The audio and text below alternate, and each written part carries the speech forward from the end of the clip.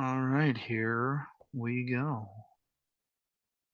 Joe Burrow, third fastest quarterback to 10,000 yards.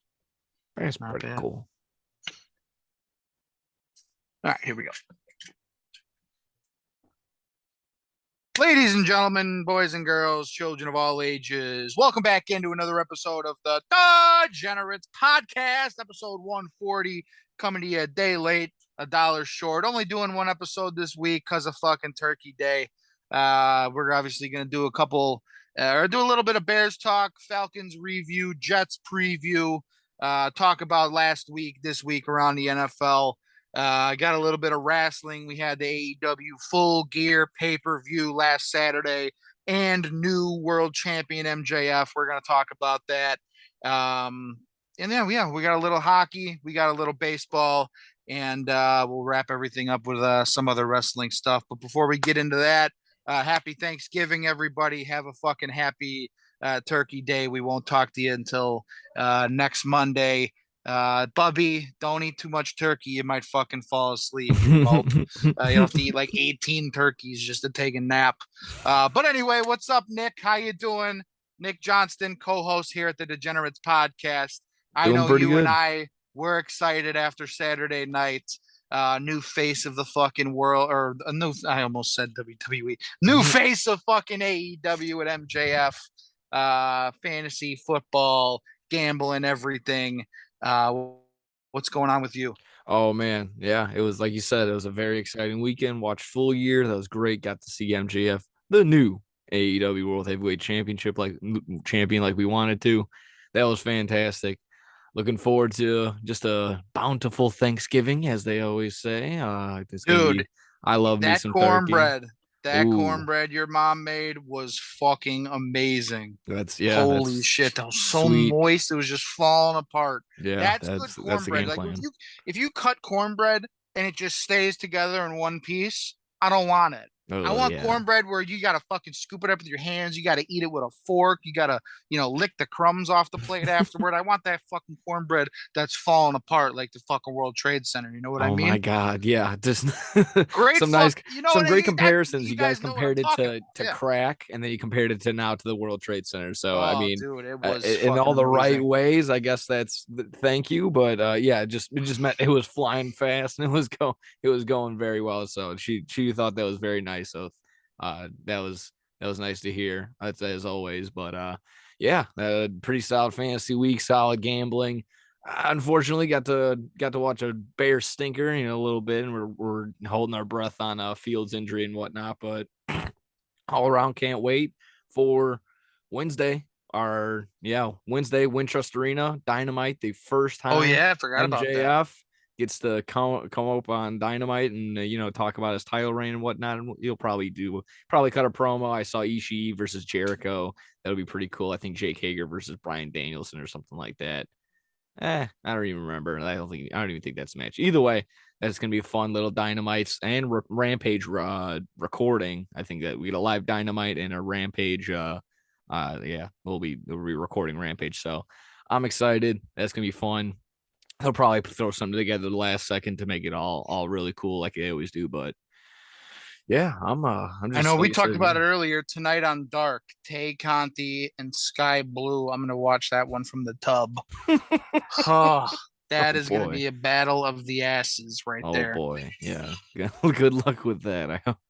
I hope you get some private Oh time. jeez. Oh boy, yeah. I gotta go to the Turn bathroom. it off. I don't want nobody here. Are you in the fuck Bill? What are you in the fucking bathroom? It's been half an hour. Sorry. Wasting all the goddamn water. Oh Jesus. Yeah, no, you. Like, We had it a won't come fantastic out. full year. Fantastic full year. We'll get into the recap of that towards the end, like we usually do. And light little NHL news, but like we always do, started off with the NFL. Solid week 11. Like I said, unfortunate Bears loss. We can get into all that. We'll be previewing week 12 games and week 12 against the Jets. Where do you want to start with this Bears game? I don't know. This is Bears Falcons. This was a little gross. Actually, I'm sorry. I wanted to Yeah. start off with something else. I got the World Cup going on, And I'm not gonna sit here and lie to you. I hate soccer. I absolutely think it's the worst thing on the planet. Brings out the worst in everybody, and everyone thinks it's justified because it only comes around once every 4 years. So no, there's World Cup problems all around. Roughly 4,000 people died building that stadium. The Qatar government allegedly bribed the Ecuadorian players, and the Ecuador still ended up winning 2-0. So it wasn't enough money apparently. Fuck me for playing Qatar plus 220. But yeah, even today, Saudi Arabia outright beats Argentina in one of the biggest upsets in World Cup history, but possibly the biggest atrocity.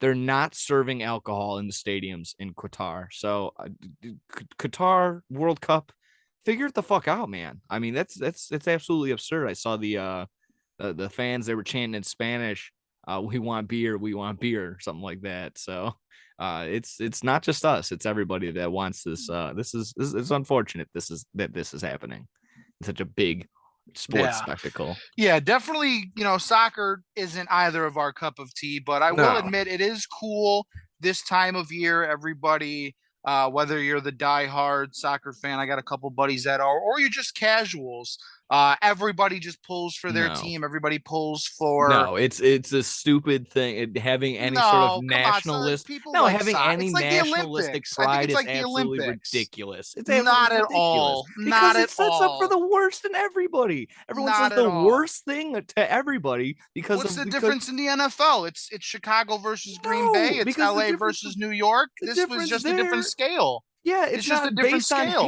It's not based on hate because of No. a person's skin color. It's just because they have they were born in a different place. It's ridiculous what soccer, how bad and how much hatred soccer brings out in everybody. That's It's how ridiculous. there is a lot of that, but there And you are can the see it people even like, worse now because there's not even going to be alcohol to fuel it. So it's just pure hate. It's all it is there. There's no alcohol to fuel it. It's just that it's already what it is there. So I mean, you can't convince me otherwise. I don't need to. That's fine. I don't need to. I like it. I think it's like the Olympics to me. Everybody comes out once every 4 years. They root for their home country. They got a little pride in where they're from, where their ancestors are from, yada yada yada. I got a little story, not a little. It's a brief little story, a little something I saw earlier, and this sort of just made me laugh when I saw this. I got a good buddy, former guest here on the Degenerates podcast, Sammy Squints. He actually put on his Snapchat story. Now, Nick, you and I, we both grew up in the same area, both went to the same high school. It's a lot of Polish people and a lot of Mexican kids that went to eat both East and West Leiden, and obviously Poland played Mexico today, and they actually played to 0-0 tie. And our buddy Sammy Squints put on his Snapchat story. He's like, this game depends on who I'm hanging out with for the next 6 months. Whoever wins this game, I'm either going to hang out with all my Polish friends or I'm going to hang out with all my Mexican friends.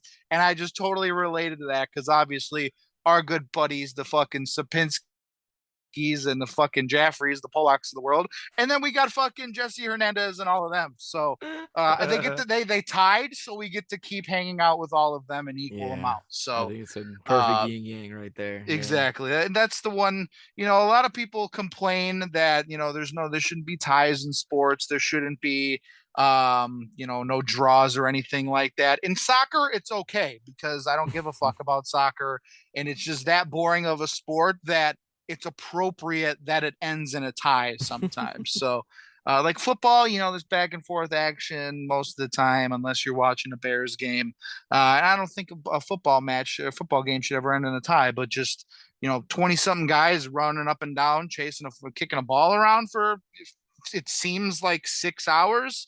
It's okay if that ends in a tie in my mind. I mean, there's all sorts of ways to figure it out. You go to a shootout, they do golden goal, they do something. I mean, it's just to sit there and accept a tie is just ridiculous. Shootouts in soccer, I've never liked those. I feel like you're too close and the net's too big. Like it should be just so easy to score. Like I feel I'd be able to score. They go penalty kicks all the time like that. Isn't that how they do it from that same probably distance the entire time? I just look at it on the TV or whatever I see the clip on, and I'm like, I'd be able to score that. I Bad don't know. fungus toe and all, I'd be able to fucking score a goal from Maybe 10 feet out.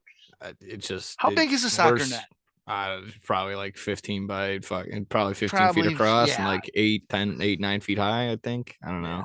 I I'd have be no able. idea. I'm putting that in, no problem. Bend it I like dildo.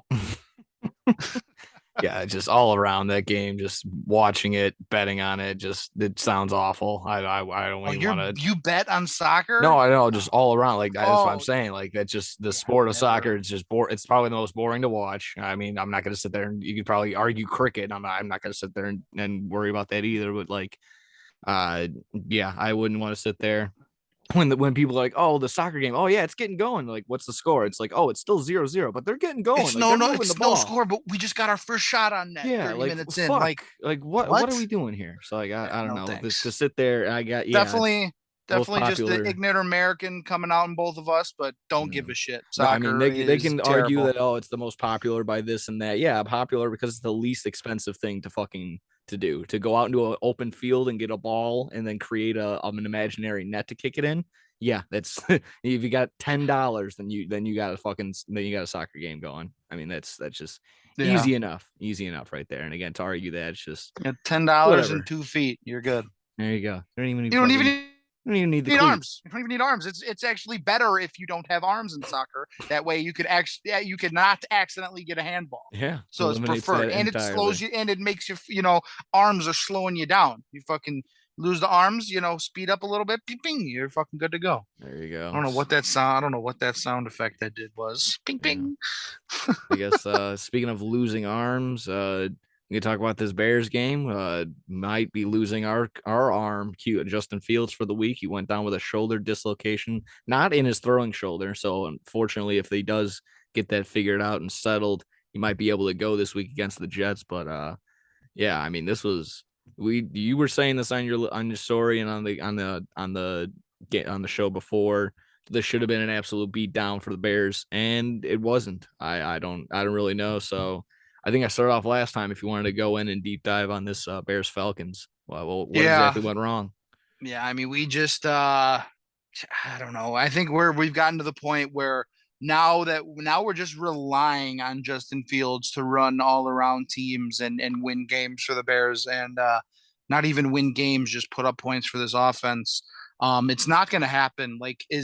I've accepted, and I've in the last couple week, I'd say the last week and a half, I've sort of taken a step back on the Justin Fields rushing attack. It's awesome to see. Don't get me wrong. It is amazing. I love that he's creating these plays, breaking records, scoring touchdowns. He's, what he had He's 500. one of the most fantasy, like most Yeah, exciting fantasy exactly. players out there right He had now. what 555 rushing yards in the previous 4 games before the Falcons game. Like he's looked great, but I'd Top 10 in also like to rushing. see him exactly. He's top. I think he's like top 6 in rushing right now, Yeah. which is just unbelievable. But at the same time, I want to see more than just him scrambling for his life and making these amazing plays. As great, as awesome as they are to see, people are finally giving Justin Fields some love. He's got the potential to be a superstar. You hear him on TV, ESPN, radio shows. Everyone's talking about how great of a player and how dynamic Justin Fields is. Unfortunately, it's only when he's running the ball. I want to. This should have been this shouldn't have been the game. The fucking Lions game should have been the game where we can be like, okay, you don't need to rush for however fucking 85 yards and a touchdown like he did, or 178 yards like he did the fucking week before, or 2 weeks ago. It should have been the game against the Lions where he could have went there, thrown for 250 yards and 2 or 3 touchdowns. We didn't get it then. Then you go up against the Atlanta Falcons, who have the worst pass defense in football statistically, and you think, okay, maybe this will be the week. And Nope, you're in a it's not. dome. Exactly. 150 yards, 1 touchdown, 1 interception, just another mediocre game through the air. So, me as a Bears fan, I'm taking a step back. I definitely believe the Bears found something special in Justin Fields. There's no denying that. I truly believe he's the best quarterback of that 2018 draft class. And Zach Wilson next week in the Jets. He's on the fucking hit list because some Momo on the fucking other day compared him to. He said he has the arm of Patrick Mahomes. I forgot who said that. Billy Football from fucking Barstool Sports City has the arm. He has the potential arm of Patrick Zach Mahomes. Wilson. Tell Is me that what you you're don't. saying? Yeah, Zach Wilson. Tell me you don't watch football without telling me you don't fucking watch or know football, you fucking idiot, Billy Football. If you're listening, you're a fucking clown for saying that. But I digress. Going back to the original point, we definitely got something in Justin Fields, but until first of all, the Bears offensive line couldn't fucking protect for shit. With that loss, we're 3-8. We're projected to fourth overall pick. If we don't go out and get that big fucking Pollock from Northwestern, Saransky or Skaransky, whatever his fucking name is, he went to Maine South. He's at Northwestern right now. He's projected to be the first offensive lineman off the board. If the Bears don't go out and shore up this offensive line, whether it's through the draft Not in the or the first round. fucking Not in the first oh, round. We need an edge if rusher. No, we need yeah, an edge I rusher. completely agree. But if that fucking offensive tackle is there at whatever pick the Bears have, I would be more than fine with No, we go taking 3 him or 4. We because need an Aiden Hutchinson type guy. We need an edge yeah, rusher. but That change. No, it who changes else? Who is everything. there? It changes Who is everything. there There's some though? guy on Georgia, I think. There's some guy on Yeah, he'll be fucking. gone. He'll be gone. The Bears I ain't don't getting a know. I top mean, he could two bet he pick. can if he can. I've seen the Bears slide up to maybe third, possibly. I don't know.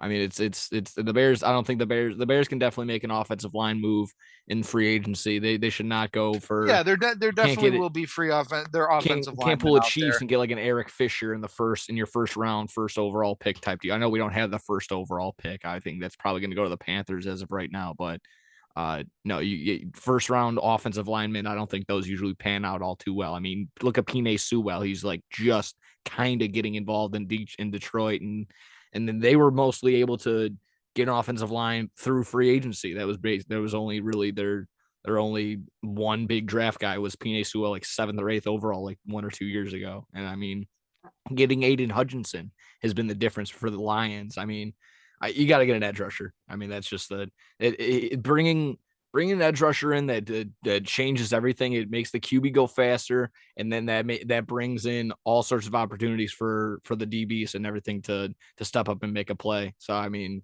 I don't know that's in my mind what the Bears need to do with their first round Yeah, pick. wherever it is, the Bears need to shore up this offensive line because I said it about a month ago, maybe 5 weeks ago, and I sort of said it jokingly.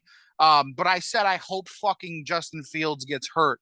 So maybe the front office realizes, okay, we should put some shit around this kid, around this potential superstar quarterback, to make sure that he's healthy and make sure we're getting the most out of him. And great, we give up a second round pick for Chase Claypool, who hasn't done diddly poo on the fucking Bears yet. But Braxton Jones, he ain't it. Cody Whitehair, he's a solid interior lineman, but he's getting up there in age.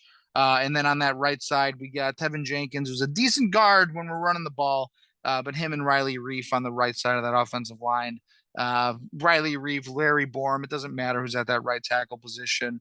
I don't think they're the answer going forward. So I said it jokingly a couple weeks ago, and now it's actually here that, okay, Bears, you have a great piece in Justin Fields. Keep him fucking healthy. He doesn't need to be, he shouldn't be running the ball 18 times a fucking game, like designed runs as a quarterback. As great as that is, he's a quarterback, and I want to make sure he's standing upright, and I want to make sure he's healthy so he could actually, play because, he might not play this week against the Jets, which I sort of hope he does because I want him to run that fucking 2018 quarterback gauntlet. I know Trey Lance didn't play, but he beat the 49ers. He could get fucking, he already got Davis Mills off that list, and he could be going for fucking Zach Wilson this weekend. So it's just, maybe this will open up some eyes and convince the front office to in the offseason, put some fucking help around this kid, get this kid a decent offensive line. And because I mean, hell, it might we got lucky. It's just a dislocated, non-throwing shoulder. Justin Fields over the last couple weeks has taken some scary fucking hits that, you see it in live action and for a split second, you think he might not be getting up. So one of those hits, that's exactly what's going to happen. He's going to get his fucking bell rung. He's going to get lit the fuck up, and it could be all downhill from there. So yeah, I mean, it took Joe those are my Burrow to have like thoughts. Joe Burrow last year or the year before to have a To blow out his season-ending knee. injury Yeah. because of said reason. They finally, jam-packed this offensive line for them. They're Yeah, still they not bring really in. still not really doing all too well for them. But now the Bears, I think Justin Fields is now the most sacked quarterback in the league as of right now, even though he's still running for his life. And you're completely right. This it's not sustainable for Justin Fields, for his body to just keep running 15 attempts, 17 attempts a game. Sure, he's being productive and he's scoring a little bit here and there. He's moving the ball with his legs, but it's showing that his body's just not being able to take it. He's not being able to take the hits consistently. And then all of that, he gets the pressure of like, oh, we can't throw the ball. Now we can't rely on this guy to have game winning drives. I'll maybe I'll go on that. You can get your comment on that too, of everyone hating on Justin Fields, of multiple games in a row, him having possible game winning drives, and some way he either turns the ball over, or bing bang boom pow, the fucking ball ends up in the other team's hands in some way.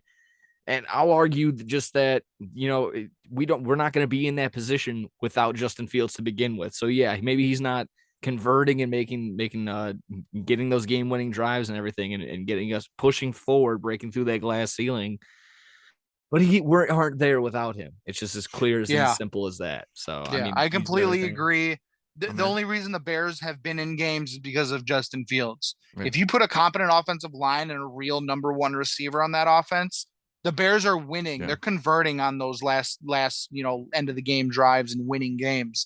And I guarantee you one thing: if Trevor Siemian ends up starting for the Bears this weekend, bet the under, because we might not score a damn point. Yeah. And everybody, Bears fans and non-Bears fans, will realize Justin Fields is this entire offense. David Montgomery and Darnell Mooney in spurts have looked good. Yeah.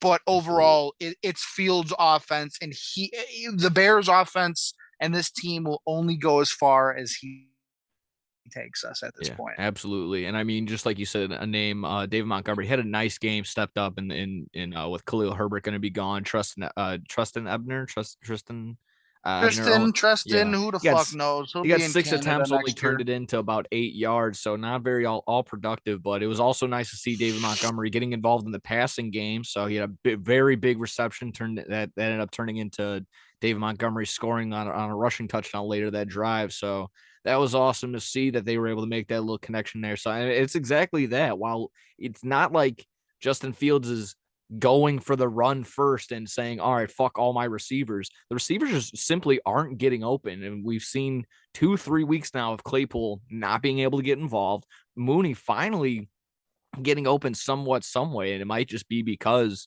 of Claypool's existence being there somewhat. Maybe they're just trying to focus on him a little bit more because he's kind of the more talented guy. He's the taller athlete. He's the better target.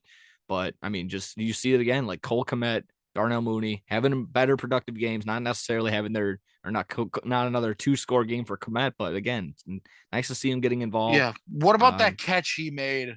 That one-handed fucking catch. Holy shit. That was an amazing catch. There's been some better catches. Obviously, that Justin Jefferson catch they're still floating around with that, but yeah, that's an unsung catch. That'll go down with Cortland Sutton made a phenomenal catch the other week. And again, that'll be brushed under the rug because the Justin Jefferson catch was happening the same exact week. But it's just crazy highlights like that are just like, all right, fuck. All right, cool. We got something. We have the potential here. Like we really do. Yeah, exactly. Like I'm still sitting here like if I'm a Rams or I'm a Bears fan, I'm like, yeah, I'm glad we're not the fucking Rams right now. They're completely dead in the water. I would say the same thing, sitting in the same division, the Cardinals. I mean, you haven't had Kyler Murray a couple games out of the division, sure, but that's looking bleak over there. There's injuries galore. I keep throwing it to the Saints. They've actually did a pretty solid job, but they're probably going to get spanked this week against the 49ers. So it's just every single week I say we're in a better seat and a better like franchise to root for in the upcoming years than a lot of other franchises, which is very positive to see. Just getting back to the game in general, the Falcons game versus the Bears. Still just mistakes a little bit here and there. We were able to capitalize on getting the Cordell Patterson fumble, but he turned it around and we had fucking 11 guys that just stood there and forgot how to play football for 5 seconds, watch Cordero Patterson run right past them, and then he got a return. Of course, another guy making history on the Bears. I feel like every time I click on YouTube or something like that, it's, fucking this guy is now the leading return touchdown guy in history. Or when Washington, I forgot the DB now he has 4 interceptions in the game, like tied for the most interceptions by one player in one game or something like that. Of course, against the Bears, just shit like that. It's just like, why? Well, it's always against the Bears. D'Angelo Hall, was that his name? Yeah, exactly. So it's just like every time you're flipping it on, you're like, well, I feel like these guys, Brian Robinson Jr. scores his first career touchdown against the Bears earlier this year. Like, it's just, fuck. He got shot. Yeah, we keep shooting ourselves in the foot at this fucking point. It's just we can't get out of our own fucking way. It's just shit like that, boneheaded shit like that. But we're right there, and it's just one little tip off of Montgomery's hands, and it just magically falls into a Falcons hands for an interception. Again, I'll sit here and say the same thing I just said. Just we're not there without Fields, so you can't sit here and hate on him. Yeah, maybe even flip to LaShawn McCoy's take on it. I don't even know what his take. It was just so bad, I just kind of blocked it out from my mind. I just watched it, and I feel like I kind of already forgot it because how shitty it was. This idea that he's just not passing it, he's like ignoring his guys or purposely doing this.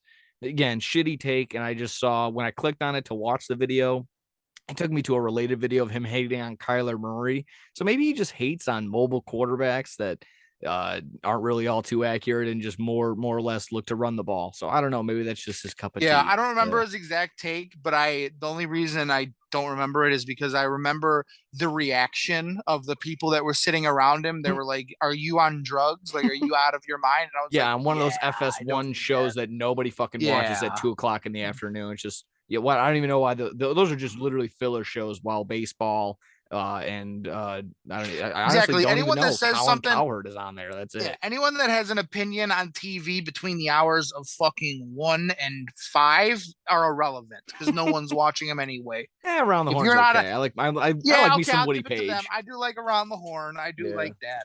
I used to like Pardon My Take, PTI, Pardon the Interruption. But Tony Kornheiser, he's starting to fucking lose it.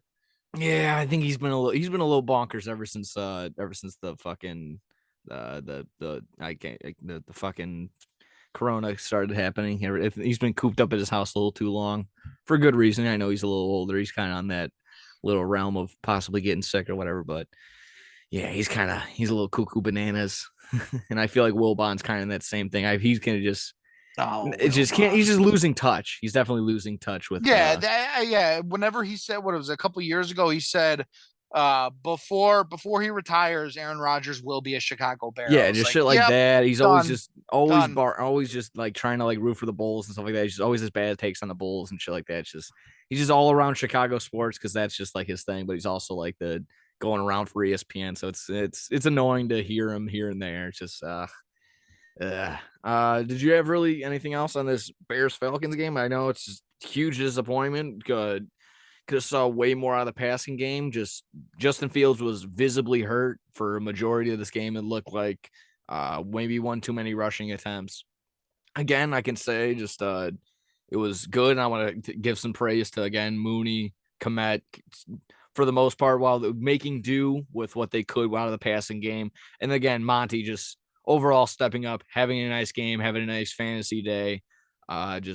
He's gonna probably see the similar amount of volume, and I just hope that against this Jets team coming up, I just hope that he's able to do the exact same thing, something similar against a very, very tough Jets defense. And I think that might be a good transition about what you think what this game might be out. What we might have to do. I got two more thoughts. Quick thoughts just on the Falcons game on the defensive side of the ball.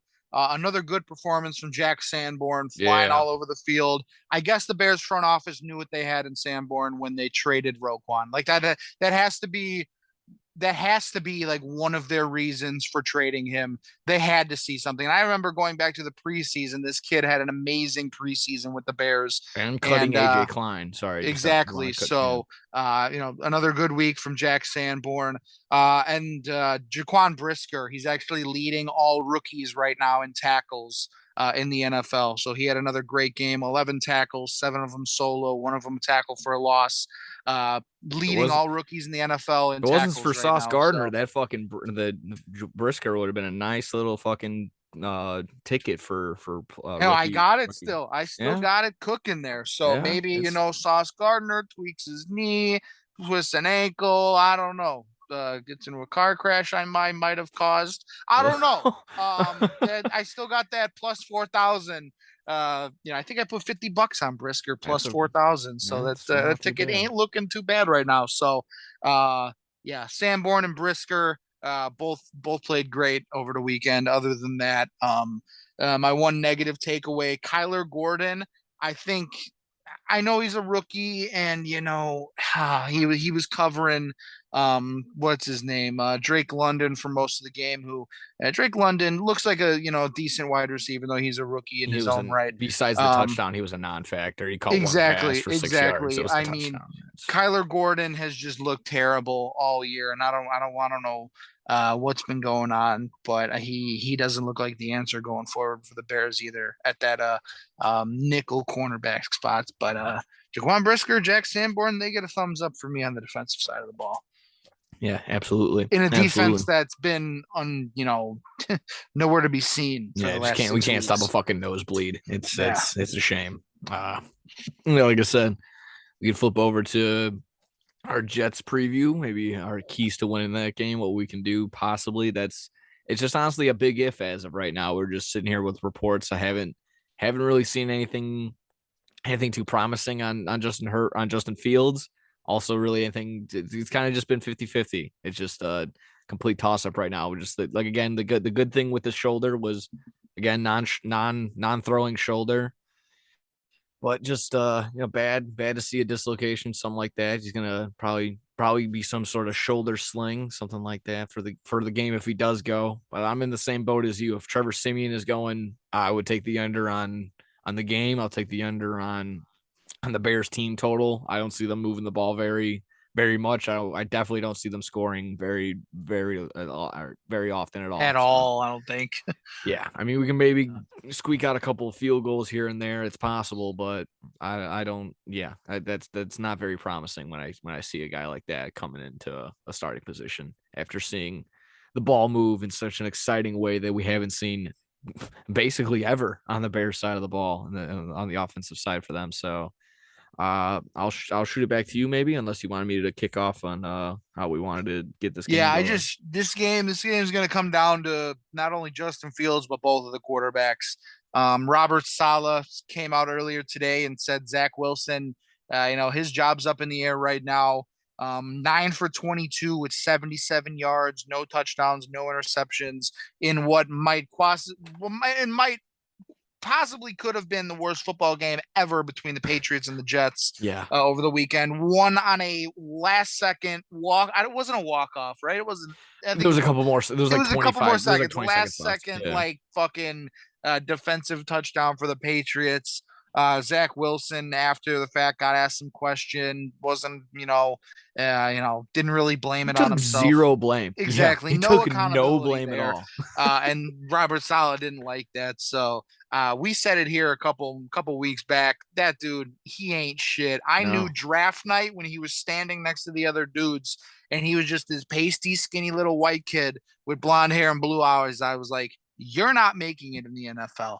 And he's proving. I don't give a fuck what the Jets record is. It's He was not the guy because from of him. He's from BYU, right? That was exactly. Yeah. I mean, that was always the thing about him. It's the fact that BYU plays. They look dominant, but it's because they play lower tier talent. So yeah, he's gonna lead the league in passing and lead the league in touchdowns, or lead college and all that. Agree. But yeah, the numbers look fabricated.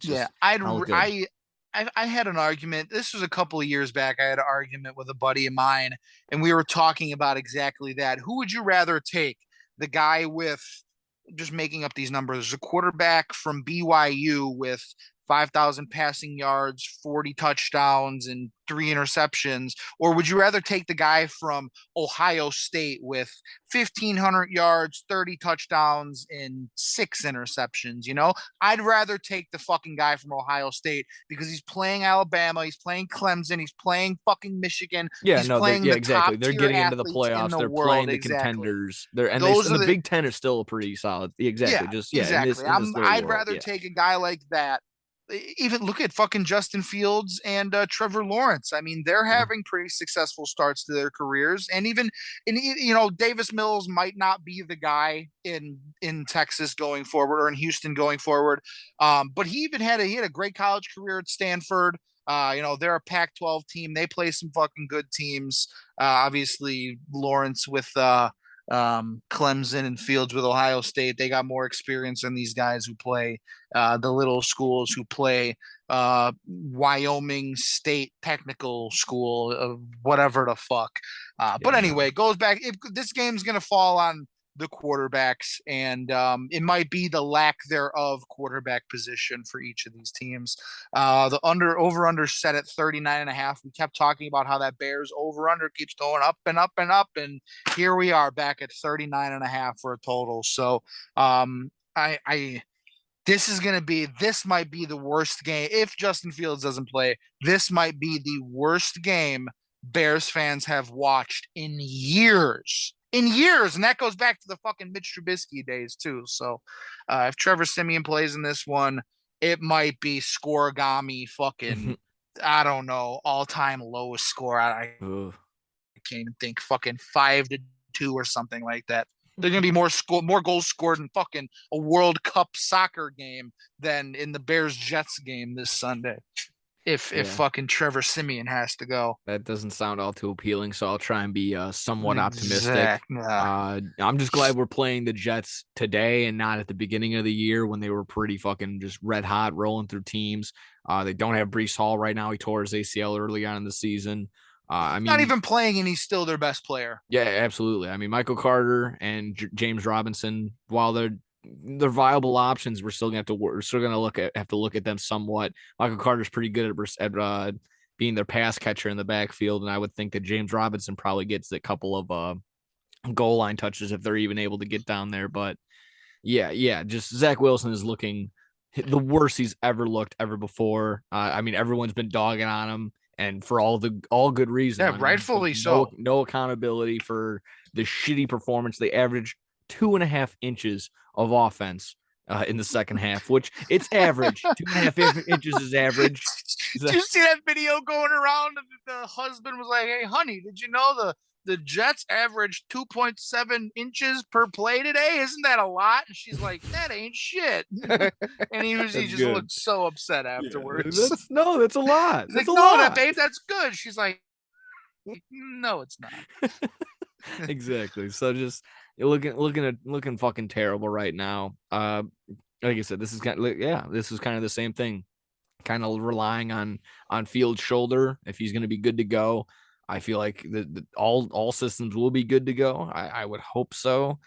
Again, with this little thing that you kind of set up, I'm going to go with the Ohio State quarterback over the guy who played San Diego State University. I'm definitely going to put all my chips in against the guy that played Alabama, Clemson, probably a tough Northwestern defense at the time or some shit like that, as opposed to he had to play Iowa. Yeah, exactly. Like, even though Iowa might be the worst offensive, team in college history, they're very stingy on the defense. Special teams and defense-wise, they know what they're fucking doing. Absolutely. So if he goes in, he gives us a very big chance to win. Monty stepped up. He had a big game last week. Like I said, he's going to get the same amount of volume. I hope maybe a little bit more with the banged up Fields. Maybe a couple of rushing attempts for Fields turns into even more rushing attempts for Monty. Maybe even get.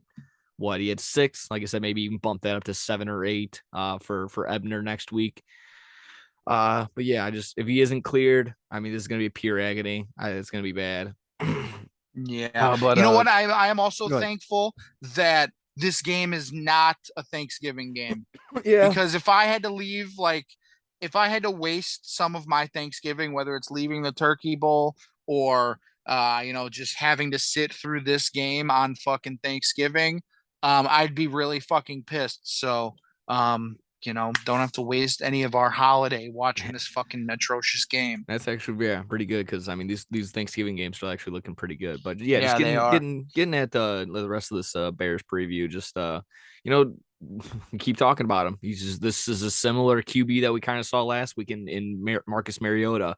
If we just let Wilson play and do his thing, he might have some upside. He's not the worst. He'll actually convert a pass or two, maybe rush for a first down. He has the potential to do that, but he also has a lot of room to fuck himself over, turn the ball over a ton, throw very bad interceptions, take very bad sacks, and ultimately probably just make bad passes and just not being able to complete it to his receivers. So that's all in good. Like I said, keep an eye on Carter Robinson. That might be their best bet at being able to move the ball at all. The Patriots eliminated them from participation at all last week, other than Michael Carter getting like one or two passes. That was basically all that he was able to do.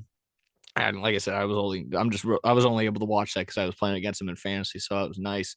But I mean, just looking at the rest of the receivers, Garrett Wilson, he's talented, but in no way, shape, or form can the Bears can shut him down. Like he's not the be all end all. And look at the rest of this receiving core: Tyler Conklin, Elijah Moore, Denzel Mims, Braxton Berrios. Yeah, and I mean, go ahead.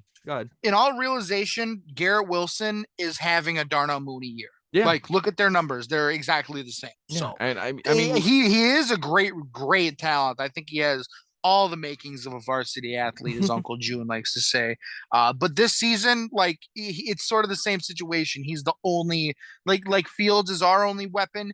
He's their only weapon, Yeah. and the difference is when you're a quarterback, you can sort of make plays and you have the ball in your hand every single play.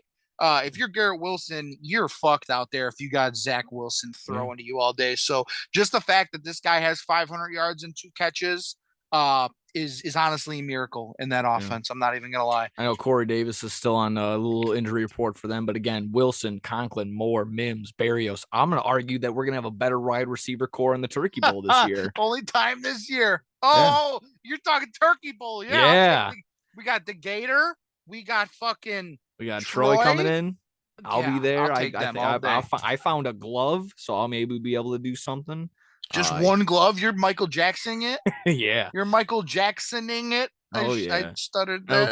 I'm putting my non-dominant hand too, just to make myself even more fucked up. There we go. Yeah, just again, none of these guys. You got to do like wrist tape. You got to do something on the right hand. Oh yeah, no, I'm gonna. You got to do like a wristband. I'm gonna tape the knuckles on my fingers. Yeah, we're gonna go crazy. There you go. Again, just getting to these names, just none of these guys scream, "Look out! Got a double team yet?" No, this should be a fair battle for the Bears defense. Maybe they'll be able to make some plays. Definitely. I'm running out of the words, but just getting on the opportunity of possibly turning the ball over, turning that into points and everything. The only problem that we really need to worry on the defensive side for the Jets is Sauce Gardner. And honestly, CJ Mosley, while he's a little bit on the older side, he's a little bit reborn. I've heard it was not the week when they were playing the Patriots last week, but the week before that, whoever the Jets were playing, I heard that I think maybe the Panthers or some shit like that. He was reading every single play. He was the quarterback had said it was like CJ Mosley was in the huddle with us every single play. So yeah, just more of a reason to maybe rely on the running game in some sort of sense. Maybe get Sauce out of it. But again, I think Mooney Kmet can have a nice game. But goddamn, we got to get Claypool figured out. He just needs to be an option in some capacity. If we can't get him open, maybe get a jet sweep and run the ball with him or something like that. He's a big boy. He's the same structure as Justin Fields. So get him going. Give him the ball. I know it's been really bad. Like two receptions a week ago, maybe one pass or two passes again this week. Just looking atrocious. And yeah, it's looking rough. Like I said, I was so heavy, and I'm like, yeah, glad we made this second round pick move. And there's still a little bit of wiggle room to be happy about that, but it's going to be based on the rest of this season. I'm not going to hold this against him just because we know that this isn't the best pass game right now. But again, Claypool needs to show us something, and it doesn't even need to be a crazy nuke type game where he gets 9 for fucking 120 and 2 scores or something like that. He just needs 4 for 50. He needs 5 for 70, something like that. He needs to be helpful. And that again, that's kind of just it. More or less just if Fields plays, it'll be a close one. If not, it can get really ugly really fast. So that was basically it for me on this Bears Jets game. Yeah, you pretty much hit it right on the fucking head. Um, I will say if Justin Fields if Justin Fields plays, I think the Bears win this game. And I'm not going to say easily, but I think they could win this game by at least three, It four could be points. just I ugly think enough so. to go our way. It could be like Yeah, a I really do think 13-10 so. game or something like that where we win on a walk-off field goal or Yeah. something like that. I say you know what? It's tough to say. But if Fields does play, maybe I do think the Bears could put up at least 21 points. I Okay, truly that's believe that, fair. especially against the Jets. But yeah, it's It's all going to just going to come be down to rough him. because he's It's just all going to hurt. come We down to know he's him. hurt. He's not going Yeah. to be He's not going to be running, so they're going to take that away from him. I mean, they're just going to know that it's just not going to be they're not going to rely on that as much. So it's going to be a tough one. It's going to be a real Yeah, battle. this might be that game where we get a good passing performance out of Fields for all the wrong reasons. It's We're just because going to need at least 30 he's forced to attempts. throw it, yeah. Yeah, he needs at least 30 attempts in this game to just make us feel better about just a little bit of everything. I know I'm never going to be not like Fields is the guy. I'm set. Like I'm set on that. I'm not going to take that away. He's not the guy. Like it's a ridiculous statement to just keep relying on that and to just so many outside sources saying this, and it's ridiculous to watch those games, to watch those Bear games, to watch Fields move the ball. Yeah, and he's not moving the ball down the field like a traditional quarterback. But goddamn, I mean, to sit there and say that he's not like the reason that we're in this in the first place is just ridiculous. So yeah, to Yeah. anyone that still has that opinion, you're insane. Yeah, the Bears are 3-8 this season and still getting not a lot, but national recognition because of Fields. Like Yeah. that's a good sign. That is a great sign right I there. know we're losing fucking, this anomaly type games where we're down or we're giving up X amount of points and still losing, still scoring over 25 or 30 points and still losing. It just that just screams that it's not Fields. Like it's just ridiculous No, to it's keep saying not. that. I don't know. I just yeah. We're getting better. There's still glimpses of like there's mistakes and whatnot, but he's not perfect. He's not the be all end all, and I'm saying, but I'm taking him over a good majority of the league. I mean that's it's as simple as it gets. I mean, I'm taking him over Wilson. I'm taking him over basically any guy that's close to their 30s. Like I'm taking them over that. All these young talent guys that just came in. I maybe Burrow. Yeah, Burrow. Obviously I would take him, but again, just even the upside of having Fields' legs, like you can even argue that's more of a positive than having just Joe Burrow sitting in the pocket all day. I mean, that's just like that's an argument for another day. I mean, I could sit here and talk about that all day, but yeah. Maybe we can recap some games from week 11 that we liked, or like I said, I don't know if you had anything else on this Jets Bears game. No, I think that's it. All Bears right, for sure. Jets. It's going to come down to Fields. If he plays, Absolutely. I think Bears win. If he don't play, it's going to be the worst football game anyone's ever watched. Yeah, we might have to just record the Turkey Bowl and watch the highlights instead of the Bears game because that will be more entertaining. Actually, Guarantee you that. Not the worst decision. Maybe we'll throw it on Twitch or something. watch some fat guys catch a couple footballs, maybe. Week 11 games. We can shoot over that. It wasn't all too crazy games. I mean, obviously the Bears game, I previewed it beforehand. I had said before that it was most likely going to be one of the highlights of the week, and it kind of was. It was a close one, 27-24. So that was a nice little game to watch. I had 3 written down, 2 of them for all the wrong reasons, and I don't really have all too much of to say on them other than it was just the Jets and Patriots game. It was 59 minute snoozer ending in this walk-off return touchdown. A lot of mistakes on the Jets side. We already talked about 2.7 inches of offense in the second half. Hey, You that's a kicked lot. kicked it right down the middle, didn't kick it out of bounds for the last one. And I'm kind of 50-50. You could if I was a Jets fan, yeah, I'd probably see why that's a block in the back at the end. But if I'm any other fan, kind of like how I am, I can see how that's kind of on the side. I don't know if maybe the people in New York just really truly wanted this fucking ball game to end. It was just so criminally bad, which is fine by me. So that was basically on Jets Patriots. Do you have anything on that game? We Yeah, just that kind of was already fucking went over it. terrible. I feel bad for any of the, the middle class average American who had to save up a couple extra dollars to take their family of Yep. five I or always think whatever to about that that. That's game. always the And thing. you fucking went out for a nice breakfast, spent a Yep. couple fucking $100, you got nice front row parking. You bought both of your sons a nice fucking brand new Mac Jones jersey or Yeah. whatever. Your daughter's got fucking Patriots pom poms, and you go to this game, and this is what you fucking see for three. Now I won't say 3 hours, 2 hours and 58 minutes. You sat there and did nothing. You sat there and you watched nothing, and I feel bad for those people. Oh my god. Yeah, no, I always think about that. Yeah, little Jimmy or little Timmy that got this game as a Christmas present or a birthday Early present. Christmas gift You got an for early yeah. Christmas gift. You got an early birthday present, whatever he got. That's all he's been looking forward to. He told his buddies down, hey, man, I'm going to be at the game this week. Can't fucking wait. Patriots, Jets. This is going to be a big one. Jets going to get a big one this week. Can't wait. And then he shows up, and it's a whole lot of nothing.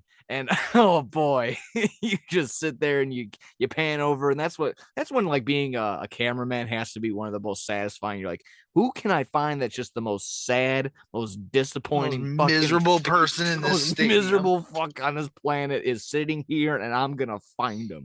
That's exactly what they do. They probably have a bet, like whoever gets like used, like whatever most miserable fan gets used probably gets $100 per person and per cameraman. I think that would be a good bet.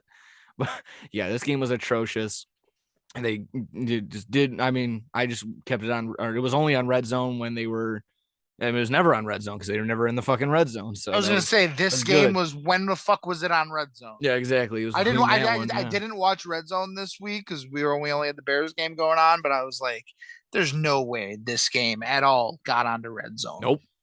Nope. Unless Not at someone all. unless one of the kickers hit like a 50-yarder, you're like, oh, 5 points for my Yep. fantasy team. There we go. That was That it. that was Yeah. probably it. Your highlight fantasy player was probably Nick Folk.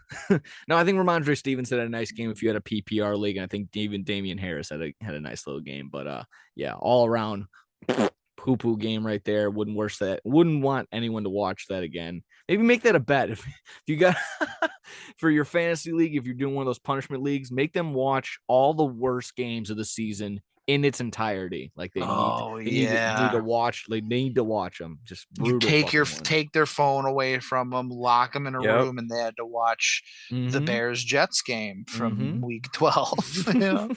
Exactly. Or any fucking Broncos game from the season. Yeah. Which again, I mean, I didn't have that one highlighted, but boy, that was a bit of a stinker as well. I mean, you can't. They're just constantly in their own way. Cutting Melvin Gordon, thinking like, oh, because he fumbles, that's going to solve everything.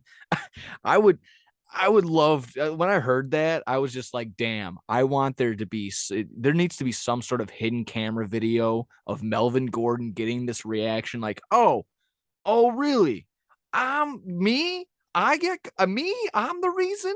Not fucking Russ. Let's ride. I'm gonna ride you into a fucking interception. Oh boy. I mean, to see his raw reaction would have been. I would probably pay money to see that. That would have been absolutely fucking crazy.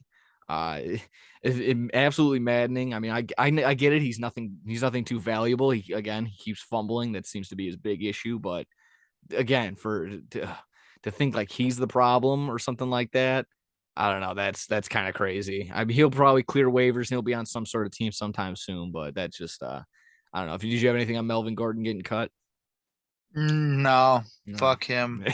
Actually, it's good for me because I got Latavius Murray in both of my leagues. There So you go. That's gonna looks be like Melvin Gordon's gone, and I think Mike Boone was the Mike other Boone's running back, and I coming. think Mike Boone might be coming back. Chase Edmonds with exactly a high he's ankle a little sprain. injured. So Yeah, yeah. so at least this week we got a starting running back. Yeah, he might be the guy for a little bit. Yeah, I didn't really have anything on that. That was a overtime stinker. I actually fell asleep during the afternoon games because I was just a little gassed out. One really I have really quick, just Eagles Colts, a little bit of a good comeback for the Eagles. They were looking down the Yeah, whole I thought the game. Colts were gonna pull this off, dude. I Yeah, really dude. did. I had the Colts +7 on one of the fantasy show. I thought that was a really good one. It just seems like these players are just really down for Jeff Saturday. They don't give a fuck Yeah. if he's confident or not. If he's whatever he is. They had that one guy on. Was it you telling me that the former Steelers coach on the he's always on CBS, just absolutely just dog piling on Jeff Saturday for Oh not yeah, being yeah. not being qualified, this and that and the other. And he's outright wins in his first week and covers in the second week against what was just an undefeated Eagles team. So I mean, all in all, you can throw that out the window. These guys just want to play for Jeff Saturday, reactivating Matt Ryan. While he's not a world beater, no shape or form, he's moving the ball for them. He's figuring that out a little bit. And Jonathan Taylor is a little bit healthy now, so he's woken up. He's moving the ball as well. Yeah, just the Eagles keeping themselves in there, staying in the fight. Maybe just making a Rocky reference because again, we're talking about the Eagles in Philadelphia and whatnot, but it will stay in there. So, and they finally gets in that last little blow with Jalen Hurts for a rushing touchdown. Maybe it's just a lot of people are kind of panning to Dallas Goedert being out is a kind of a bigger issue than maybe some people are thinking, just because that's when your tight ends and a tight end like that is a good go-to option. We're just getting 6, 7, 8 receptions a game, and they turn it into almost 70, 80 yards a game again. So maybe that's a big issue. I know still having AJ Brown and Devontae Smith, that helps, but they're actually a little banged up as well. So maybe looking forward, I know the Eagles have the Packers on Sunday night coming up, and I actually would like to preview that game when we talk about our Week 12 games to look at. But yeah, just any thoughts on this Eagles Colts game? Yeah, a lot closer. And you said it. You said it. This team, they're really responding around Jeff Saturday as their coach, and they're coming together and they're playing decent football. So, it's good to see. You lose to a team like the Eagles by 1 point. You know, I don't know. This team, even if they somehow do go on a run and squeak into the playoffs, which I probably don't see happening, they're not really going anywhere. We don't even know if No, Jeff I think Saturday the, is the going to be the Titans, the way coach. that the Titans beat the Packers on Thursday night, that Yeah, just shows me that the Titans, while they're going to be their own worst enemy, if they're going to be ones that beat themselves if anything happens like that. So if the Colts and the Titans play again, which I'm pretty sure is coming up towards the end of the season, I don't see how the Titans don't take care of that yeah, and just take the division. yeah. I guess it's good. We're finally seeing steady production out of Jonathan Taylor too. So, 84 yards, a touchdown, a couple catches. Michael Pittman still, he had a decent game. So, this is going to be a scrappy team going forward. Throw records out the door. Doesn't matter who they're playing. When you just got, even you fire Frank Reich, you're off to a terrible start. You don't have your star player for X amount of weeks, however long. It's very easy for any sports team to just fold and pack it in and pretty much give up. They've done the exact opposite. When you got a team like that who they're pretty much playing for pride and they're playing for themselves right now, that's a dangerous football team. So I think it'll be a fun team to watch the rest of the way out, especially if Jonathan Taylor stays healthy. I feel like he could really. It's sort of a dumb thing to say, but given the fact that first overall pick in a lot of fantasy leagues, started off the league, or got injured really early, he could be a league winner for a lot of people. For the people that held on to Jonathan Taylor, and didn't panic after the ankle injury, didn't trade him away, and sort of suffered through the beginning of the season, the first half of the year. I think that could pay off for the Jonathan Taylor fantasy owners come the end of the season and playoff time. He could, as crazy as that crazy as that sounds, you guys know what I mean Yeah. when I say No, it Jonathan makes a Taylor. ton of sense because a lot He of can people be a league were winner for you. yeah, if you keep up in the fantasy world like we do, you just keep in like listening to podcasts, listening to just people and just watching shit on Twitter and all that. People were all like jumping off the boat of, oh, I gotta get rid of Jonathan Taylor, selling him for probably really, really fucking low at the time. Yeah, So a lot of again, people were. yeah, good on them for like, I mean, I'm one of them. I have Jonathan Taylor in one of my leagues, so that was a very good idea to just hold on to him, not to sit there and panic, and definitely not sell him off for something that he's not worth or something like that. God forbid you got, I don't know, something like Deontay Johnson and Ezekiel Elliott back for something like that for him. That would have been just really bad. So yeah, I mean, Tony Pollard, yeah, maybe that's a different story. Oh yeah, exactly. Tony Pollard saving him and Travis Etienne saving my ass this year in fantasy. Thank you. Two backup running backs just coming out of fucking left field to play like superstars. Yeah. I love it. Yeah, just kind of breezing through the rest of these games. Lions, Giants. I had the Lions money line actually, so I didn't really see this all too crazy. Saquon locked down by the worst worst defense in the league. Saw an absolute shitty game from the Ravens and the Panthers. Again, probably in the same boat of Mark Andrews did play, but just not really a viable option. And I think something about Lamar Jackson having being sick right before kickoff, or not before kickoff, but a couple days beforehand, took him out of practice. Probably took him out of his rhythm. Understandable, but the Panthers are a pretty pesky defense either way. And then he might still be getting sacked right now, but the Cowboys and the Vikings just, boy, were we wrong in this game, seeing the +1.5 and like, oh boy, take the Vikings, this, that, and the other. They got bitch slapped, they got piled on, they got stomped on, everything. Just Kirk Cousins could not move the ball. I think Justin Jefferson was maybe suffering from still some sort of undisclosed turf toe injury. He played and he was there for that out there, but I think Kirk Cousins was sacked 7 times. Not very good. No one on the Vikings defense could move the ball. They just so crazy how they could look so good one week, be praising and this, that, and the other, and then just be now people are just tossing out the word fraud. Like, and sure enough, that could be definitely the word to describe the Vikings right now. Any thoughts on any games that kind of breeze through? I'm going to be a little hesitant on the F word. Okay. Just as of right now, I think Dallas is just that good. Yeah. Especially that defense. That defense is on a whole nother level. Micah Parsons, this is going to be a fucking hot take. Going into next season, in the middle of next season, more people will start to realize that Micah Parsons is the best defensive player in football. I said what I said. He will at some point. He will surpass Aaron Donald. He might have done it already just because of how bad the Rams are playing. But this dude is an absolute freak on the defensive side of the ball.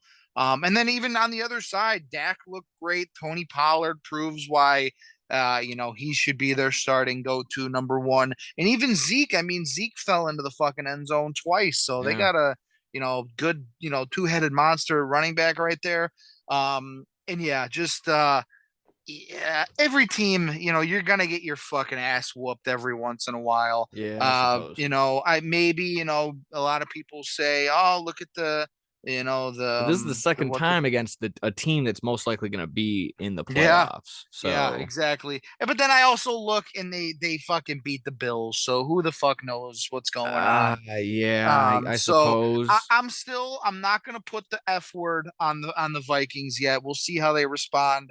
Next but you could argue that Bills loss was that Bills game for them, where they just end up losing a wish-washy game to a toss-up type game. So I don't know. I'm okay with people throwing that fraud word out there, that F word out there, but I don't know. I could also be swayed either which way. I don't know. I see the holes in the Vikings. I also see the big positives and how they can take care of teams and still win games like they have been. But this one, a big ass whooping, and it's just like whoa, okay. One thing I had I don't know if you've been keeping up on. They've only had 2 episodes so far. the Hard Knocks Cardinals one. Yeah, I've The way not that seen the second one yet. Yeah, no, just Not yet. you'll maybe you'll pick up on this, and it's not a spoiler alert at all. It's just the way that they refer to Aaron Donald throughout the entire episode when they're getting prepped is like 99's gonna do this, 99's gonna do that, and it's just that's nothing new. Like obviously that's just the thing. Like you when Deion Sanders played, they were probably like, okay, 21's gonna be hovering over here, and just shit like that. So just kind of just incorporating this back into the Micah Parsons argument that you were not argument, but comment that you were kind of saying. I'm sure that's when people are getting prepped for the Dallas Cowboys. They're like, where's 11? They only refer to him as his jersey number. I think that's high praise. I think that might be one of those things where maybe you can sit here and say it's this and that, the other. I think when not only are you just solely focused on one guy, you're just calling him by the number and everyone knows who you're talking about. That's where the respect and the high praise come from. So I think that's going to be exactly what you just said. Micah Parsons is going to be one of those guys where they're just only focusing keen on what they're going to do for him, calling him 11. They're not even calling him by his whole name. They're not going to make the efforts because he's going to be there in every single play. So that's I think that's hopefully that ties in. And yeah, make sure you check in on catch up on the Cardinals Hard Knocks. It's actually been not that bad. Last little game actually, Monday night game was a little bit of a stinker, and that's kind of what we stayed out an extra day for. But I want to talk about the Sunday night game. I think that was a little bit of a I definitely want to talk about that one. Mahomes and Travis Kelce with the connection right there. Travis Kelce with 3 touchdowns. That was an awesome game. All around, I mean, just I guess this the big thing is the big difference is what happens when you have a minute left and you're Patrick Mahomes and you're a minute left and you have Justin Herbert. Patrick Mahomes wins the game, give the opportunity back to Herbert, and he just poo-poos it. So, not another good showing by Justin Herbert. All good defensive effort by the Chargers, keeping them they were solely keeping them in that game for sure. All around, just again, Joshua Palmer had a phenomenal game, stepping up because Mike Williams went out really early. Keenan Allen had a decent little game coming back from, but he was on a pitch count. All around, the game was very exciting. A nice Sunday night game. I think it hit the over, so it wasn't a stinker by any means. Competitive, and it came down to the wire. So again, any big things on that? Any big takeaways from that game? Yeah, this was a great game. Came down to the last second. Unfortunately, that last drive, that last interception Herbert threw obviously was the dagger. They are really missing Rashawn Slater, their left tackle. I think it was their first or second round pick from last year. Because Justin Herbert's been getting fucking beat up all season, sacked 5 times in this game. No offensive line, hasn't had most of the year hasn't had Keenan Allen. Now Mike Williams been suffering with injuries. Austin Eckler still doing his thing. Yeah. Austin Eckler, honestly, going into next season, fantasy wise, I think he's definitely like a top 3 pick. He's going to be, forward, I think he's still going to be a first round viable option. I think a lot of people might be stepping away if you're not in the PPR realm. I should say running back. Yeah. Yeah. If you aren't in a PPR, I could see why he might not be an option for you, or just I think he's like 26 or 27. So maybe for some people that have that ageism in them, they might not be all too fond of them. But again, I mean, I'm a full on Austin Eckler guy. I got him.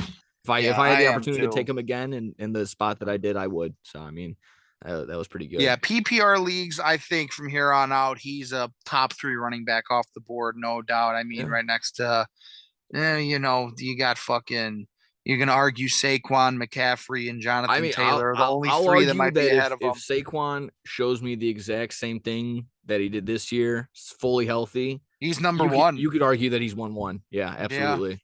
Yeah, absolutely. I completely agree. And I mean, it's a nice thing that Christian McCaffrey went to San Fran, but it's clear that it's going to take away from his rushing. Elijah Mitchell led the team in rushing on Monday night. He had 9 attempts. And again, it's a blowout, nothing too crazy, but it just shows that they're committed to basically a split. And if this game is over in San Francisco's mind, out comes Christian McCaffrey, and then goes Elijah Mitchell. Yeah, and honestly, speaking of running backs, I'm glad you brought up his name. Isaiah Pacheco is going to be a problem for the Oh yeah. for the for the NFL Oh, going I'm so forward. glad I Sunday stashed him. I Yeah. Oh, right so before did I. kickoffs. Oh So did man. I. I did Oh, in that was the both move. leagues. He was just fucking sitting there. I was like, how? And So I he's picked not him really a up. target for receptions. He's not going to get the receptions. I think that's still going to go to Jerick McKinnon's way. But seeing Jerick McKinnon fumble and Clyde Edwards-Helaire going to be out probably some time with that ankle injury. So I think if you were able to snag Isaiah Pacheco in your Yeah, because league, I think he's going to be a guy. He's going to be a good I guy to think that have. running game has been now the Chiefs have obviously been one of the best teams in football the last couple of years going back to their Super Bowl win, but they've never had a running game. Yeah. And if they got Isaiah Pacheco and they go up against the Bills in the AFC Championship and it's another fucking shootout, that run game, keeping Josh Allen and Diggs and that offense off the field might be the difference between them winning a Super Bowl and not winning a Super Bowl. Yeah. So just the limit. I was watching this game on and off the other night, but from what I did see, this kid Isaiah Pacheco is explosive. He is fucking First quick. first So 100-yard rusher for them since 2019, I think they said. wow. Yeah. So Wow. that's So been so yeah, obviously we know what we get with Andy Reid in that offense, and Travis Kelsey's still balling the fuck out. You add a running game to that offense, and no, there's nobody stopping them. yeah. There's absolutely no team stopping them. And if you plan on getting past the Bills like the Chiefs did last year, you want to slow down that offense. I don't think their defense does it. I think the Chiefs offense can slow down the Bills offense with that run game. So that's going to be absolutely huge going forward. Pacheco's the real deal. And, congrats to anyone who scooped him up late in drafts and held on or got him off the waiver wire because he's another guy. He might be winning some leagues for people going forward. Hopefully, Yeah. winning me a fucking league and hopefully putting Uncle Joe on the fucking corner, you big fat fuck you.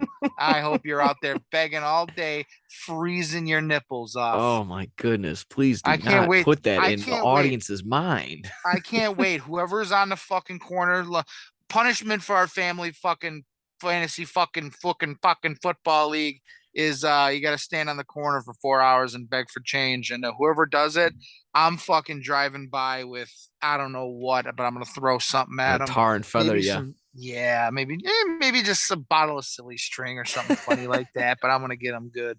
I hope Oh it's Uncle jeez. Joe too, because he's a fucking cocky bitch.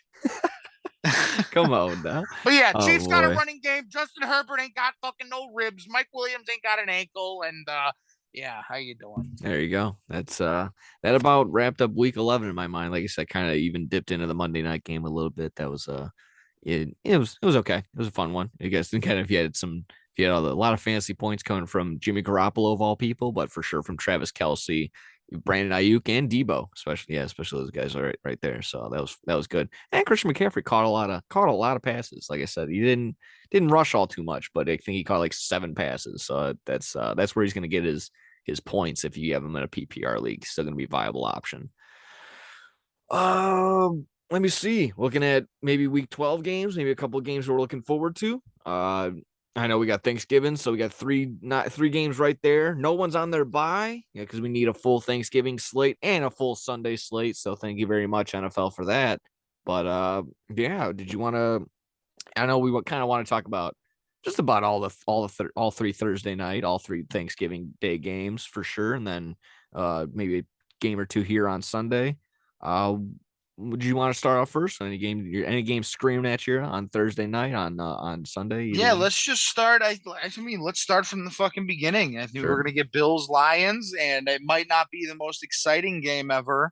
But the Bills returning home, I guess, after Kinda. playing Yeah, in Detroit, and funny little Twitter interaction they had they there. did. Don't Yeah, that break was the nice. tables, turn off the lights, and then the Bills retweeted it after their win and said, "Okay, we'll see you next week" or something like that. So that'll be fun. Hopefully, that's an ass whooping That one was good. for all Did you like fantasy purposes. the crudely done Photoshop of them doing the end zones? Like, hey, is it cool if we do this? And he's like, Yeah. as long as it's back to normal by next week, we don't give a fuck. It's like basically what the lines were saying. So yeah, all fun. That was very nice little interaction right there. between those two. But yeah, for Yeah, and sure. a lot of people on Twitter and the internet complaining, like always. They'll complain fucking if the grass is green. But I mean, you guys seen the pictures and the videos that was coming out of Buffalo.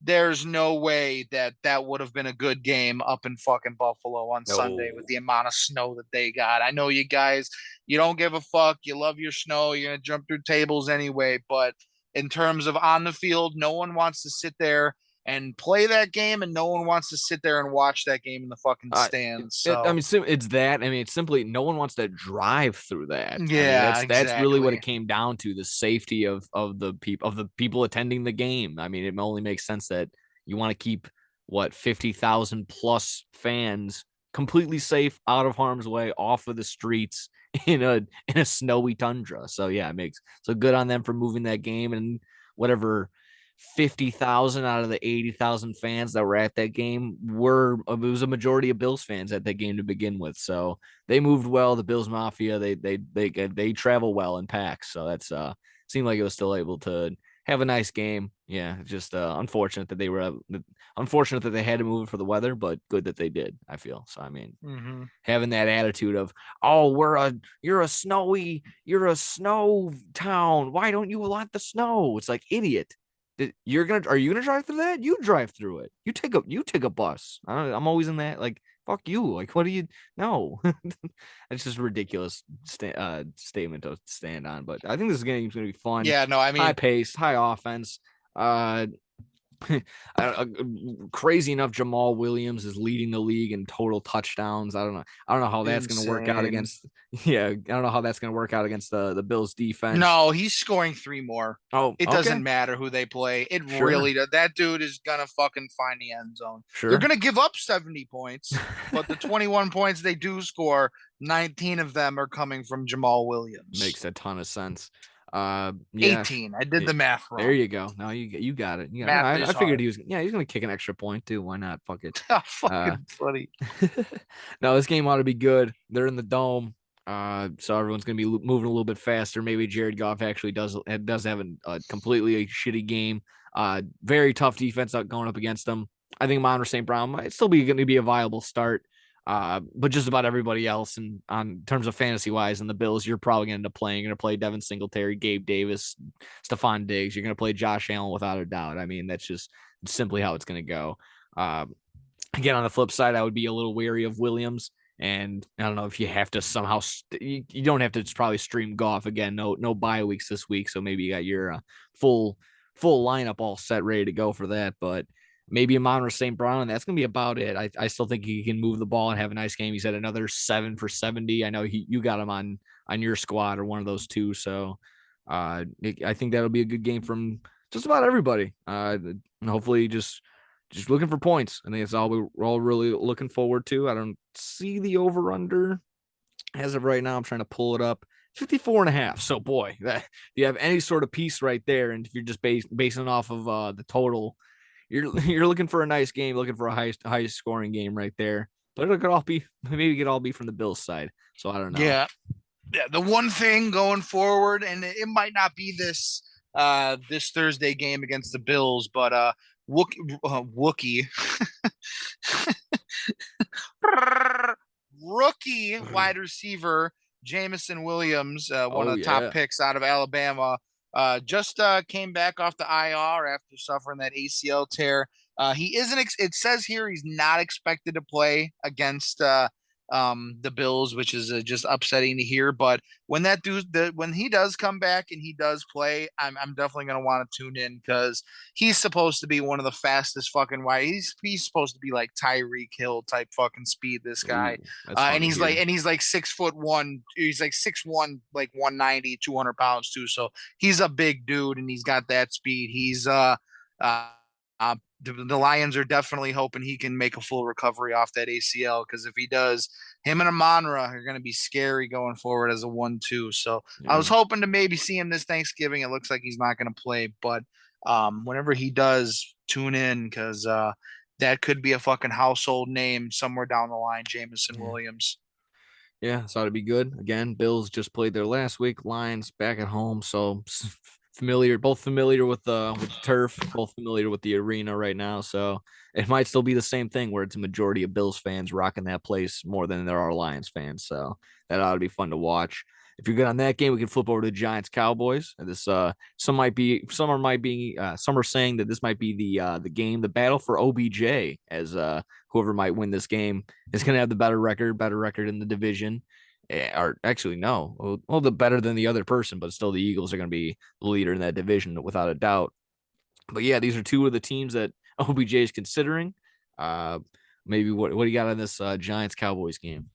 As much as I love the Giants and I like to see them win, I think it's going to be another ass whooping. I think that the Cowboys are just rolling right now. They're on another level. That offense looked great.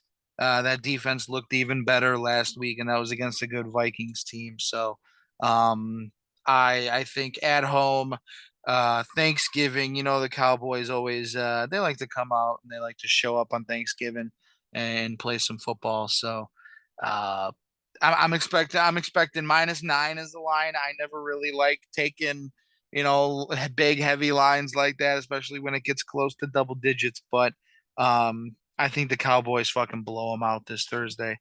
I am excited this isn't the 11:30 game because we got some plans. We're gonna be playing our Turkey Bowl. Might not get home in time to watch that entire Bills Lions game, but it don't matter because this is the one that everyone's gonna be watching. Both teams 7-3. Both teams got a chance to win this. Don't get me wrong. The Giants are a feisty fucking team, well coached team over there. But I just think the Cowboys are on a whole nother level and they're rolling and they're clicking on all cylinders right now. So Yeah, I'm gonna take the Cowboys in this one. Yeah, you would think Barkley's looking to have a bounce back game. Unfortunately, Wan'Dale Robinson was one of their better wide Yeah, receivers on the year. Goes down with a torn ACL. I don't really know who's going to be hauling in receptions for them. Darius yeah, Slayton Slayton. and Yeah, Richie James maybe, but again, it's not going to be yeah. looking all too good. Slayton's had a good month. Last month Yeah, he's had absolutely. he's had a couple decent games in I him. think he's So averaged in terms of fantasy wise. I think they just said he's averaged like around a top 15 wide receiver these past couple no, that weeks, ain't which bad. is Yeah, yeah, that's very good. If you can get 10 plus points out of him every single week and you're getting that and more. So that's a pretty good option. Again, this is a very stingy, tough Cowboys defense. I don't see them moving the ball very often. If they shut down Barkley, this game's going to be well in doubt, just done for the Giants very early, very just not going to be good. Uh, Daniel Jones is able to move a little bit. He's able to get a couple connections, but yeah, losing Wan'Dale Robinson as he was clicking, I think he had his best game on the year. They had 9 receptions for 100 yards and just unfortunately goes down with a torn ACL. Will be done for the year. It's a big blow for them. And I mean, just how the Cowboys, where Zeke goes, the Cowboys go. It's wherever Barkley takes the Giants is where the Giants will go. I'm sure the Giants defense will try and step up and try and stop this again. Like you just said, this Cowboys offense is just hitting on all cylinders. Tony Pollard is completely unstoppable. Zeke's gonna pound it in if he's 2 yards away from the end zone. The receivers are getting open. CeeDee Lamb didn't have a huge fantasy game, but he had that nice catch on the sideline last week. They're moving well, and I'll argue. I don't know. I'll throw this out there. Are they peaking too early? Is this not where you wanted to go, or are you in a good spot right now? If you're an actual Cowboys fan that pays attention to games, it isn't also an Alabama fan, Laker fan, and everything else in between, Yankee fan. But if you're a Cowboy fan, if you're a true Cowboy fan, are you maybe afraid that this team is just peaking too quickly right now, or maybe in that same boat where they're not getting the same hype. They always do. The Cowboys get all the hype in the world every single year. But I remember the same time around this year, the Patriots, while they got that little hot streak going with Mac Jones and they beat the Bills in that shitty game where he only throws 3 passes, and everyone's like, Super Bowl contenders for the Patriots without Tom Brady? Is this yeah, possible? So maybe I don't know. That's kind of just where I'm at with this Cowboys team. Do you not? I always argue you don't want to peak too fast in the regular season, especially right where this is about the time where close to the playoffs, close to the end of the season. You get hot right now, you burn out all your guys, you might be fucked for the playoffs. But you're setting yeah. I yourself up think nice, but this could be burned out easy.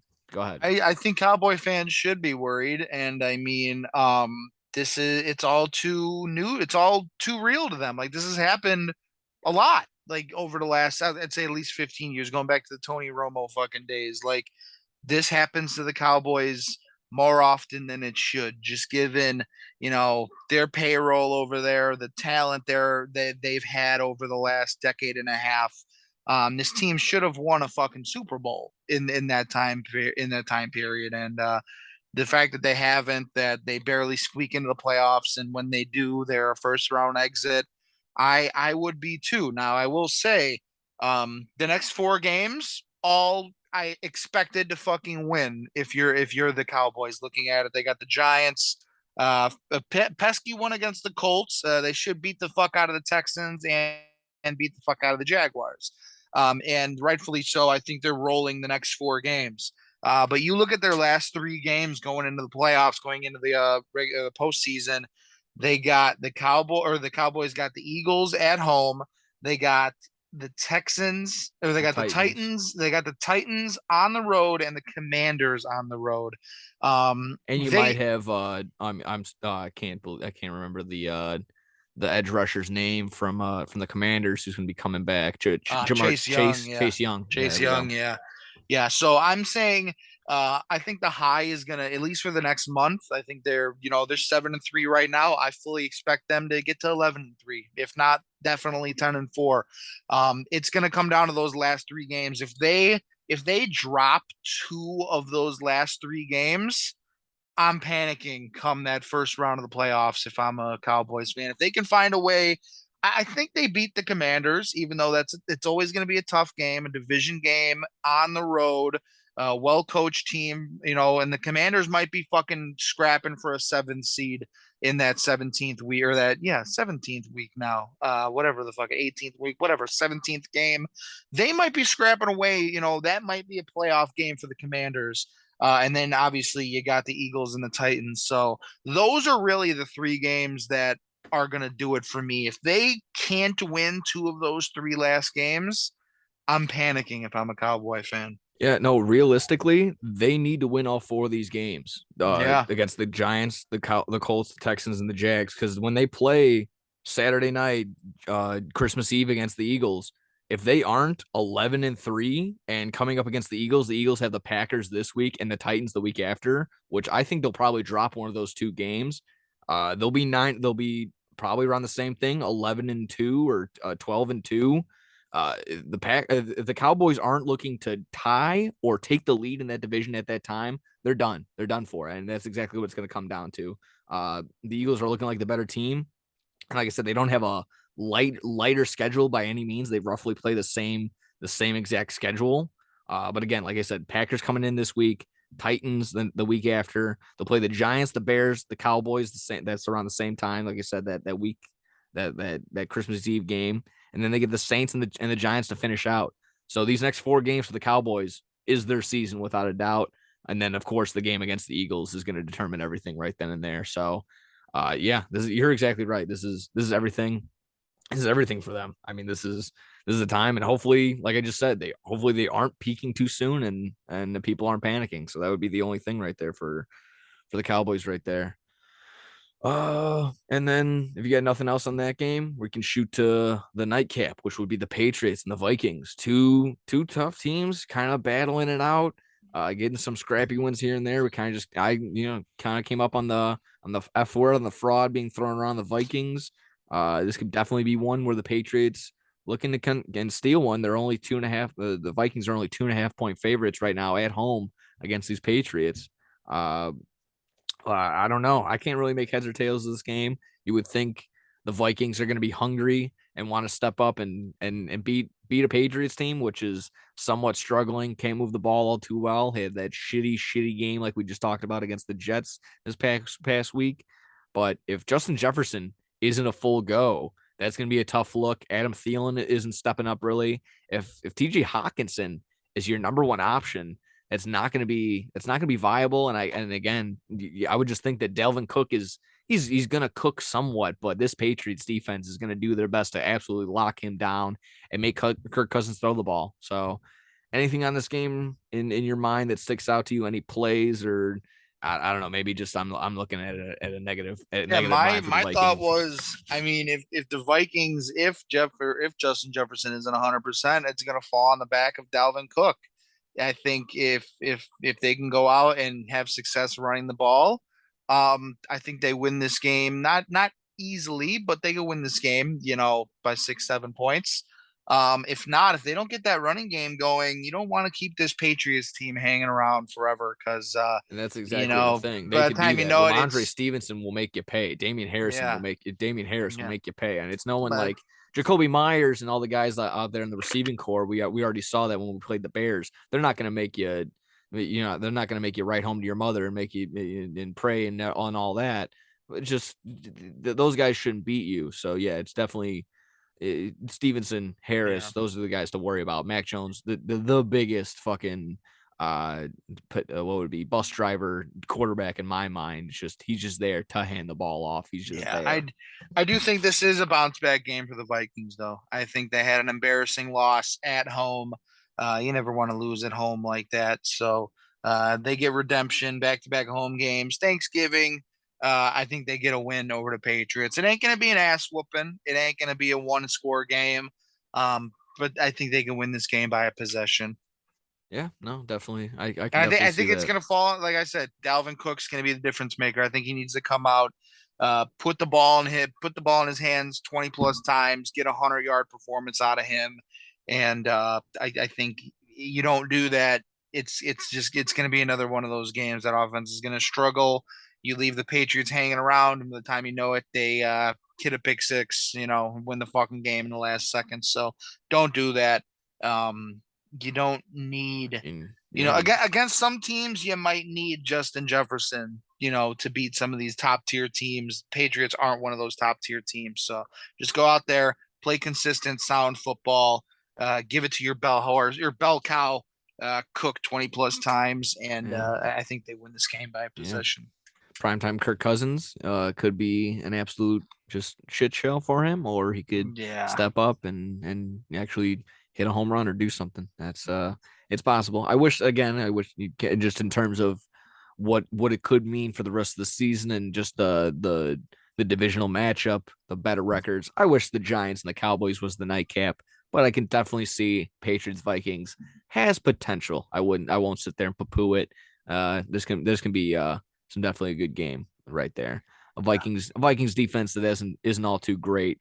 The Patriots offense can step up and do that. Vikings offense is obviously much better. We just named off the guys like they're Justin Jefferson, Thielen, and Cook. And even throw in Alexander Madison who can move the ball. But yeah, just going up against a tough defense. So that'll be a nice little nightcap. Uh, Looking at the rest of the Sunday games, nothing really standing out to me that's all too Yeah. crazy. I mean, Ravens Jags, I think that could be if it's somewhat similar to Ravens Panthers, maybe they actually stay in the game. Maybe there's a possible upset right there with the Jaguars, but I won't put my entire life savings on it. Uh, Falcons Commanders could be interesting for all the wrong reasons, Yeah. and I mean, I wouldn't make my worst enemy watch Broncos Panthers this week, especially with Sam Darnold coming into going to be the starter. The only game, and it hurts it makes me throw up a little bit in my mouth to say it. Packers Eagles on Sunday night. That's the only real good game coming up on a Sunday. Yeah. Again, I think the only other if I had to pick one noon game I had to watch, other than the Bears, I'd probably say Bengals Titans. okay, yeah, A little okay, bit of a yeah. good AFC game I there, did but other completely than that, overshoot that. Yeah. like yeah, it's a bad slate of games. Yeah, Bengals Titans, that could be a good one. Maybe either way. I mean, you have to monitor if you're looking just in terms of names. Maybe like Joe Mixon's going to be gone, but I've seen Jamar Chase might end up playing. We'll see if that comes back, and maybe some happy fantasy managers right there. But yeah, maybe Joe Mixon possibly going to the concussion protocol. He might be out for the week. Well, I mean that's gonna be a nice little fun game. Titans had a big week on Thursday night. They had a little bit extra rest. Derrick Henry come out and just probably tear up the Bengals defense or something like that. We'll see how that goes.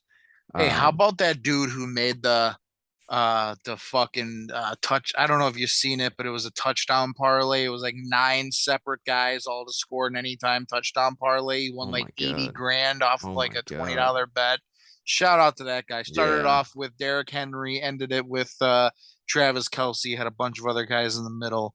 Why can't we hit one of those, dude? Yeah, I need one of Come those. on. Yeah, absolutely. Yeah, we It's just one of need one in those our lifetime. when Just they one. guess 3, 4 different people to score multiple touchdowns. Like, oh, I had Jamal Williams for 2+, I had Kelsey for 2+, and I had fucking Derrick Henry for 2+. I don't know, he didn't Like, score, but okay, like, so listen to this. I thought of this the other day and get another gambling opinion on it. shoot. If you just made a system play every single week in the NFL and you just took Derrick Henry, Devontae Adams, Cooper Kupp, and Travis Kelsey all to score 2 touchdowns each week.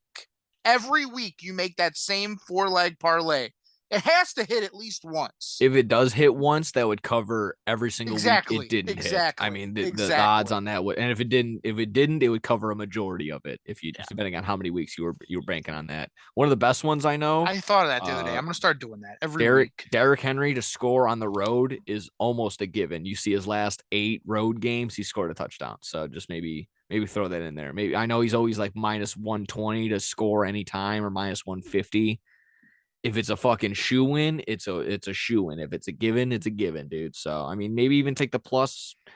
Might only be +150 for him to score twice, but he's going to be one of the guys to do it. So it makes a ton of sense. Yeah, I mean it's not the worst decision. I wouldn't say the same 3 guys every single week. Maybe it would have to definitely you definitely need to put some sort of statistical, some sort of math in there to actually get there and convince me to do that every single week. But yeah, if you did come up with some sort of little fucking what would it be? I'm so bad. Like you come up with some sort of equation that says some sort of liability like that. I would do it. I would do it. Some sort of credibility. Just a long-winded way for me to get to there. But yeah, I think like I said, the only game that I was looking forward to, Eagles Packers, kind of talked about somewhat a little bit, but this ought to be good. Packers kind of find their guy in Christian Watson. Eagles not completely falling off, but some people may have figured him out. Uh, you know, again, Packers didn't look like anything too crazy. They're not completely convinced. Aaron Rodgers still a little bit of a problem. Uh, can this Eagles defense can the Eagles offense just man up, run the ball with Miles Sanders and somewhat like that? Maybe like let Jalen Hurts maybe look a little bit better and let Devontae Smith and AJ Brown just get a little bit healthier. And I think they'll might be able to get past the Packers no problem. I think they're 7-point favorites, but it could still be a decent game, competitive, and possibly hit the over for a Sunday night game. So any thoughts on that game in general? Anything else on the week in general?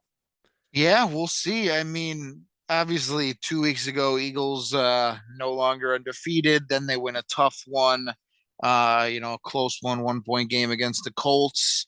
Now they get a little bit of competition. Don't let the 4-7 record of the Packers fool you.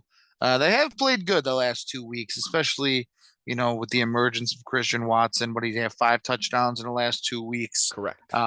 He's been playing great for them. Looks like uh, it always seems like whether it's Jordy Nelson, Donald Driver, Devontae Adams, and now it's Christian Watson, Aaron Rodgers always finds that diamond in the rough fucking receiver that is just going to be his go-to guy for or from here on out, and it looks like that's Watson. So or whatever the fuck his name is, I don't care. I hope he shatters his fucking leg. But this could be a tough one for the Eagles if they don't come out and they don't play their fucking game. I know they're 7-point favorites, but um, this offense, Aaron Jones has still been putting up great yards. Aaron Rodgers, even though, like I said, the record isn't there, Aaron Rodgers is still having a great year. 2,500 yards, 19 touchdown passes, 7 interceptions. I feel like he hasn't had 7 interceptions combined in like his last 3 years, and now he has 7 in 1 year. So, just weird to see from Aaron Rodgers, but um, Yeah, just the run game. We've seen this run game of the Packers, or the run defense of the Packers sort of get exposed a couple times this year. And that's the Eagles' bread and butter. So they come out. Yeah, I think the Packers are going to be looking to stop that run game. So I expect a big performance out of AJ Brown and Devonta Smith. Honestly, no Dallas Goedert could be a little bit of a problem, but I think I'm just looking at this game. I'm expecting maybe 8 catches, 100 yards, and a touchdown out of AJ Brown. Is just going to be a good game for him. So I think Eagles get the win. No, Eagles get the win. -7. That's always a weird number, but I'll take it just Maybe because take it's a the discount and Packers. I'll take mine and I'll I'll take take it six and a just because it's the half. Packers. Fuck Yeah. the Packers. Just talking about Dallas Goedert going down in my mind, in my fantasy mind, as soon as I heard that, I'm like, and it's, maybe you get a little laugh out of it. My brain went to 2008, and I'm like, who's the backup? Brent Selleck? I'm like, oh wait, no, that I don't. He's probably in accounting right now or something like that. I have no idea who the backup was.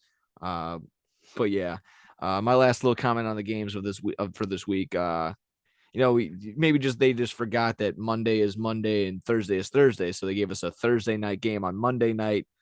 Maybe just we get 3 yings on Thursday, so maybe we get one really big bad yang on Monday night. So hopefully that makes sense. Going back to yin and yang, uh, Steelers Colts, boy, that just looks.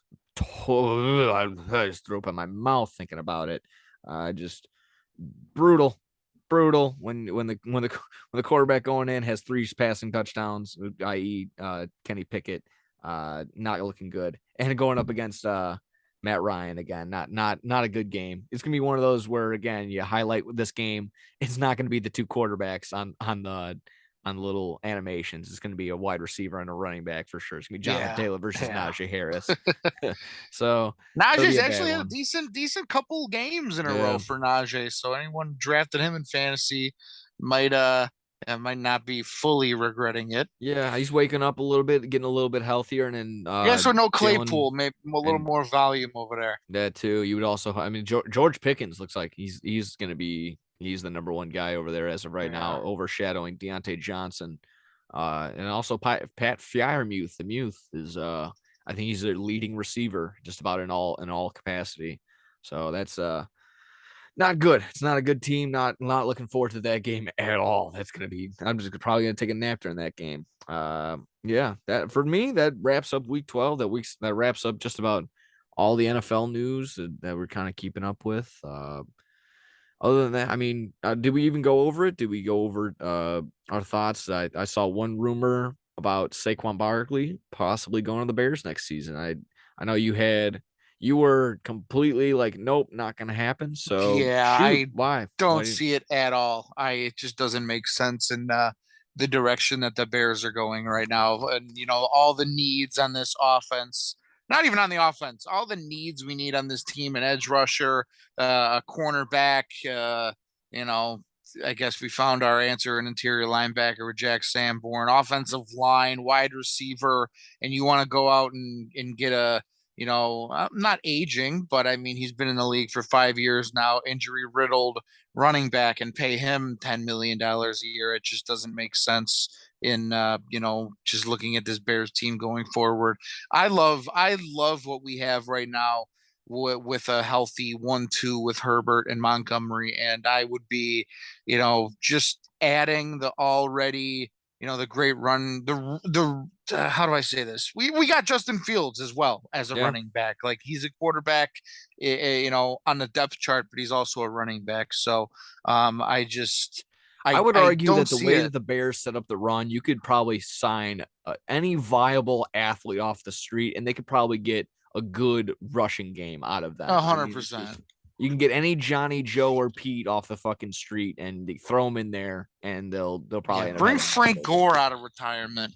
Yeah, I mean, I'm kind of just thinking about it now. I'm kind of in the same boat. I would obviously not going to be opposed to having a generational talent in Saquon Barkley joining the Bears. And again, we just talked about how the Bears are number 1 in rushing. Bears are always looking to run the ball.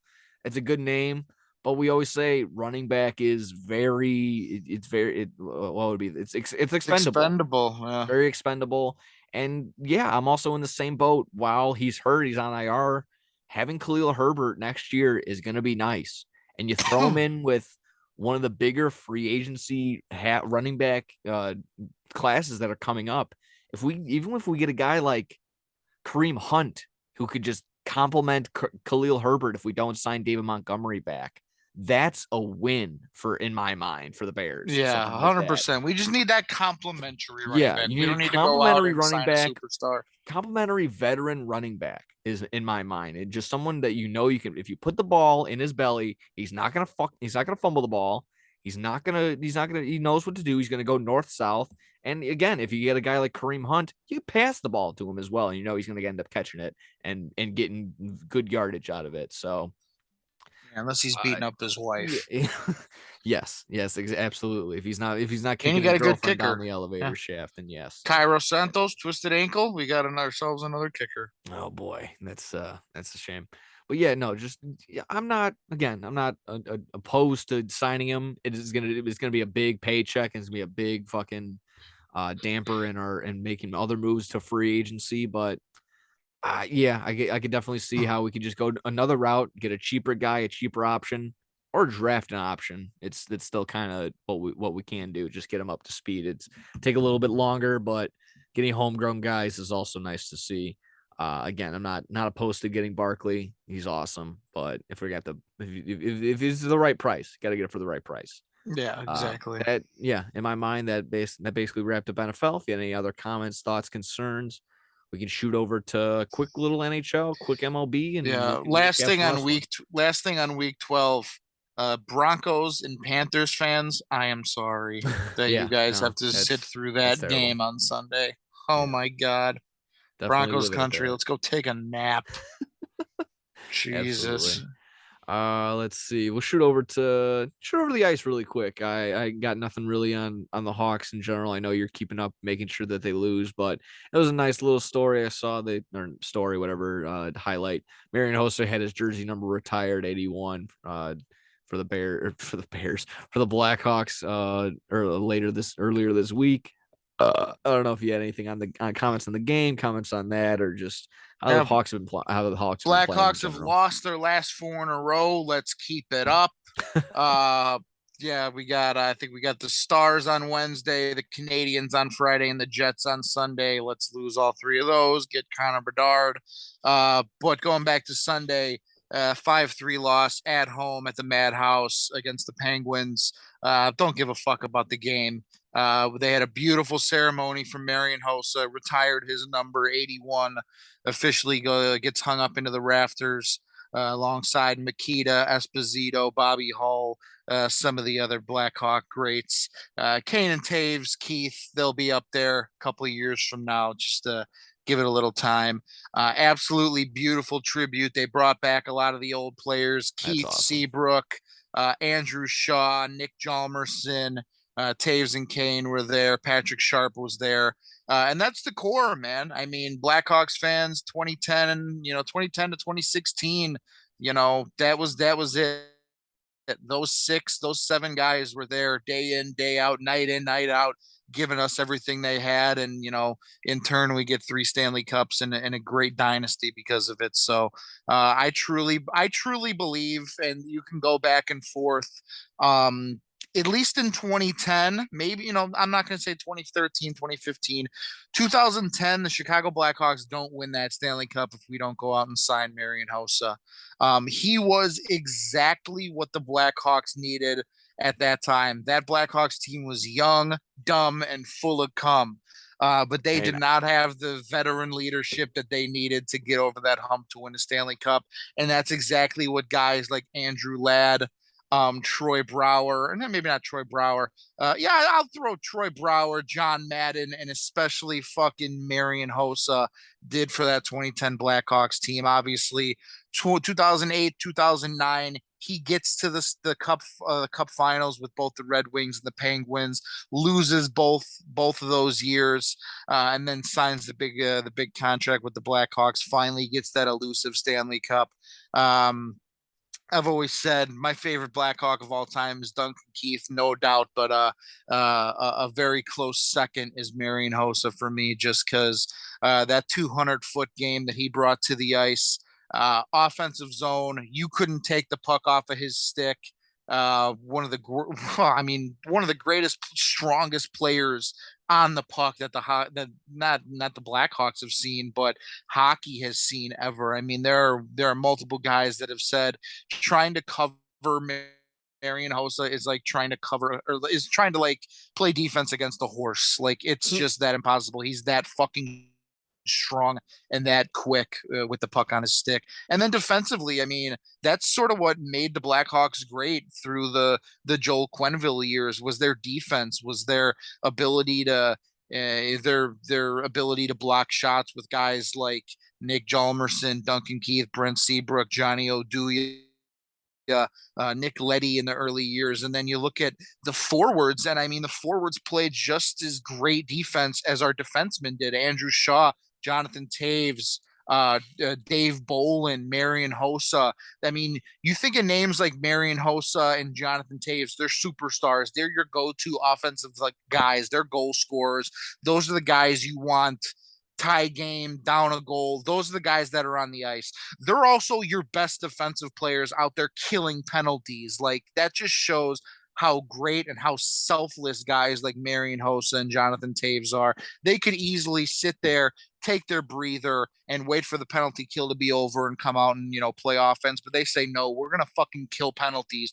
Marian Hossa is one of the greatest wingers of all time, and it's because of his 200-foot game. So uh congratulations, gets 3 fucking Stanley Cups. I think he's going to be getting a front office job with the Blackhawks here going forward. There's been rumors of that going around, maybe in a scouting sense or something to do with player development. But all the best to Hossa. Terrible way to end the career with just this random skin disease that came out of nowhere and had an abrupt finish to his career. But nonetheless, one of the greatest Blackhawks of all time, one of the best wingers of all time, one of the best neighbors of all time. Not many people know that growing up in Slovakia, him and Zdeno Chara were next door neighbors. So imagine the fucking street hockey being played there in Slovakia. I bet there are a lot of windows fucking broken with both of those slap shots getting slung around. But anyway, thank you, Hoss. Thank you for the fucking cups. Hopefully you're enjoying the retirement. I know Blackhawk fans are going to be forever thankful for everything you did because I know great teams, those 3 Stanley Cup teams, we might not get those Stanley Cups without a Marian Hossa on our team. And I honestly truly believe he was the difference maker. He was that heart and soul of the team that made us that took a great team and took them, to that championship contender level team. So thank you for everything, Hossa. We love you and have the greatest fucking retirement. Yeah, very well said, very well put. And it's exactly that. He was just one of those guys where, the casual fans can be like, oh, Patrick Kane, Jonathan Toews, but everyone here in Chicago knows the glue guys. They're going to know Marian Hossa. It really is. We'll never forget those no matter what sport, dude. The Ben Zobrist, the fucking Joe Crede, the fucking, I don't know who was on the Super Bowl team. I wasn't even a thought in my dad's fucking ball sack yet. But exactly, you look at the Marian Hossas and the Blackhawks. We'll never forget guys like that. I mean, hey, that's who we are here in Chicago. Yep. We're blue collar, roll up your sleeves, get the fucking job done, guys. And we love our superstars and our flashy guys, no matter what sport it is. But those guys who just go out there and get the ugly and the dirty shit done, we appreciate them a little bit more, I think. Absolutely. Guys like that, it's just always, feels better when they definitely get their due. It just feels right. Again, well said. I got nothing really else on them in general. That was a nice little report by you. Nice little presentation done by the Blackhawks and all as well. So that was nice to see. Again, unfortunately, we are going to keep rooting for Blackhawks losses. We want a better draft pick. We want some talent back that first overall pick. Exactly. This dude's supposed to be the next Connor McDavid. I'd lose every game. I'd go out as the Hawks general manager and say, hey, Blackhawks fans, you want to be good in 3 years? we're losing every game on purpose. I And know get that'll fined, never accept the happen. fines, and pay them, Exactly. Accept the and then fine and say get the next more. fucking Gretzky. Yeah, Jesus exactly. Christ. Absolutely. If you're good on that, we can shift over to quick MLB, just keeping up on news, awards, and a couple little tidbits. They announced that I mean, you would probably see halfway through the season, like the second half of the season, that kind of chalk winners to the awards. Sandy Alcantara wins NL MVP, NL Cy Young. Verlander gets AL Cy Young. I'm gonna still get to sit here and argue that Dylan Cease should have got it, but whatever. I know he probably doesn't have enough numbers to back it up. He's still gonna be the guy. He's gonna be the one that wins it in the next couple of years. Guarantee that.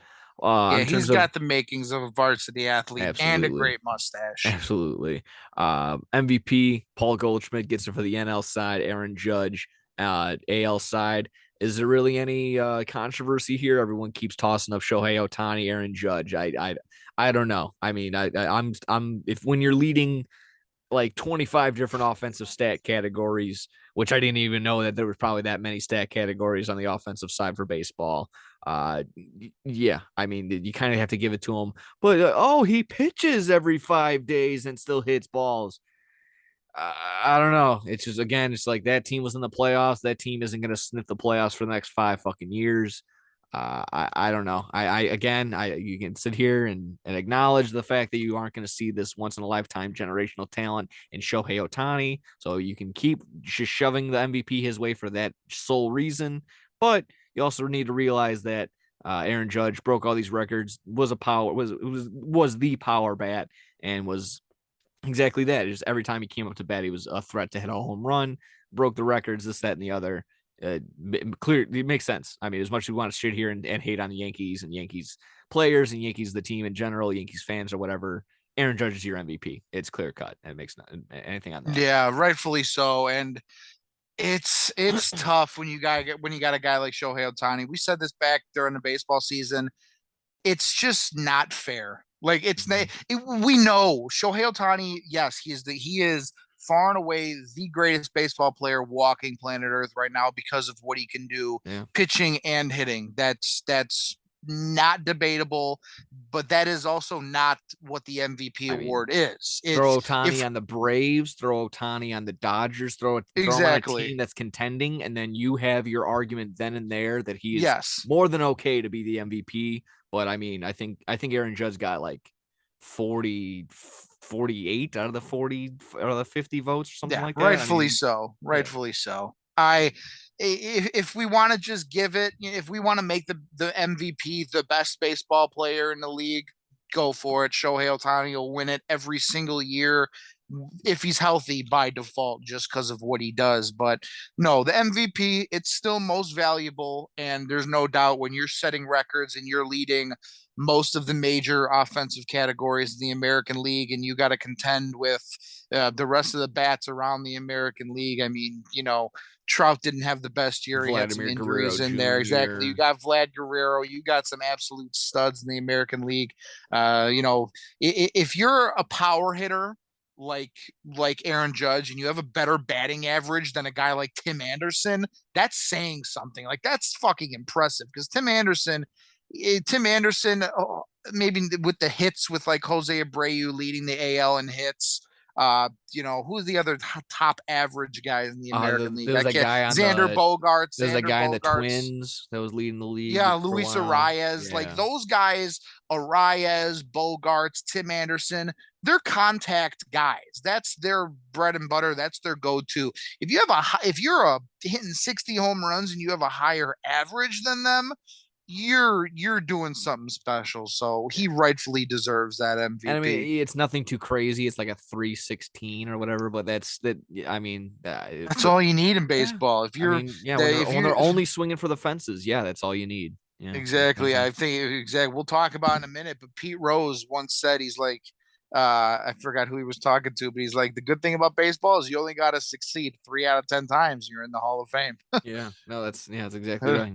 Except for the fact that he's not in it just yet. We can get to that really quick, but I just had, if we got on the awards, I think the Cleveland Guardians manager, he got the AL Francona, manager. Terry Francona. Yeah, I don't know who got Mets manager, I think, got Yeah, Buck AL. Showalter got it Okay, for the there you Mets. go. Yeah.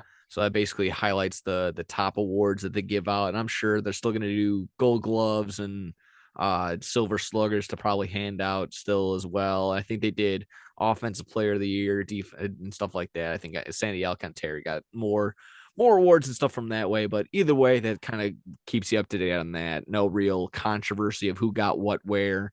Makes kind of was chalk. Makes a ton of sense that these guys got it, and rightfully so. I'll still be a little bit of a hater on Verlander, but it is what it is. If he's doing this at 35, impressive. I'll give it to him. I'll tip my cap. One really quick, like I said, before we get into Manfred denying Pete Rose, Moncada and Johan Moncada and Luis Robert, we representing Cuba in the World Baseball Classic. And it isn't anything too crazy, except for the fact that this is the first time an active MLB players will be playing for the Cuban national team ever. Usually they just get guys from their area / old retired ball players. So kind of cool that the first time ever they're going to get first ever active guys coming from the White Sox, and they're good viable bats. Luis Robert, I think he'll probably cook. Yoan Moncada, if he gets in a little bit of a groove, I'll won't be upset, but I'll be every time you're sitting there and he gets a fucking clutch base hit, I'll be like, you could have got that 5 months ago, you son of a fucking but that's just nice to see. It's a good story. And of course, just when they're for people that do like your nationalistic pride and take part in that, good on them, good on that. So nice job making history and you're waving the flag of it's, hey, we're White Sox guys. So that's cool too. If you have any comment on that, we can just shoot over to the last one. Rip Manfred just not allowing Pete Rose into the Hall of Fame. I didn't really get the bounce back of any you know quotes from him and whatnot. Basically, just saying no, I'm just not going to do it. We're just going to stick with the idea that we're going to make an example out of you, which is just so childish, so ridiculous.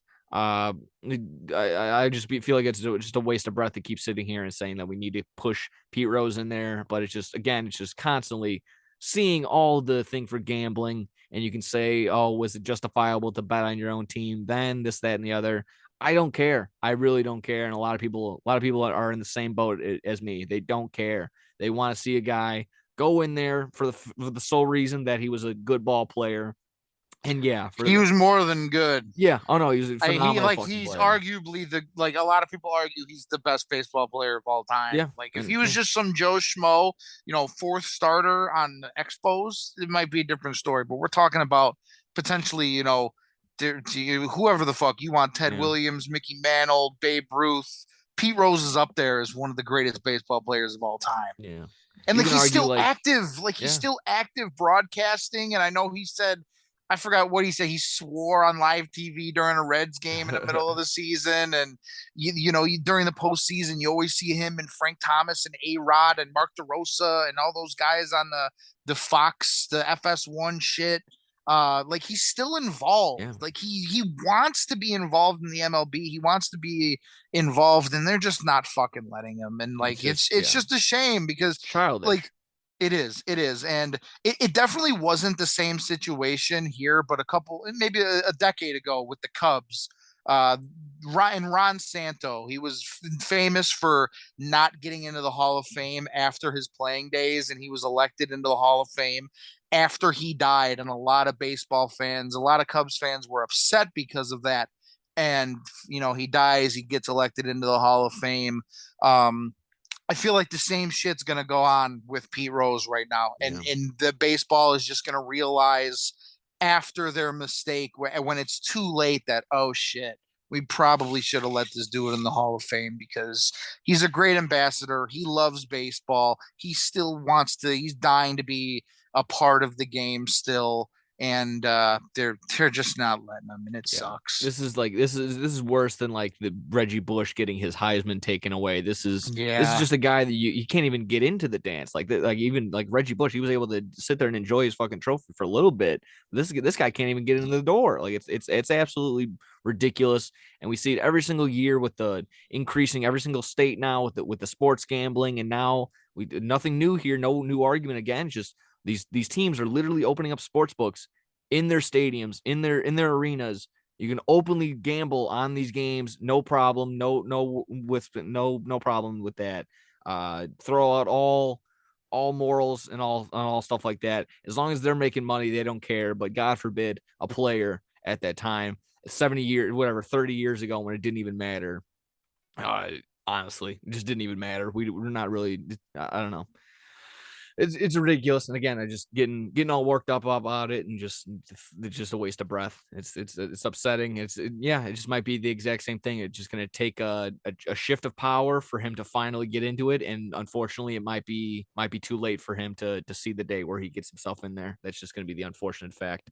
Yeah, have you anything left on that? We can shoot over to wrestling. Just honestly, really quick. I'm getting a little hungry there, Jim. Kind of want to shoot through this. And, yeah. Yeah, I kind of had a big one, kind of had a long one. Makes sense. We're only going to be doing one episode a week this week. Points bet, Codas by S9. I feel like I should throw that in there really quick.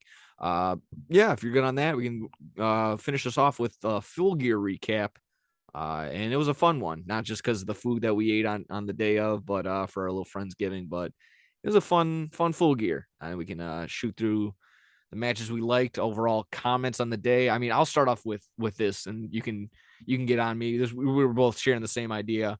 Boy, what a lame ass crowd. What a terrible crowd for this pay-per-view. Such a hype event. And I mean, it was solely based on the matches. There was no big surprise. Usually everyone's like, oh, who's the guy coming in now? Is it, a year ago at All Out is Adam Cole and Bryan Danielson, for fuck's sake.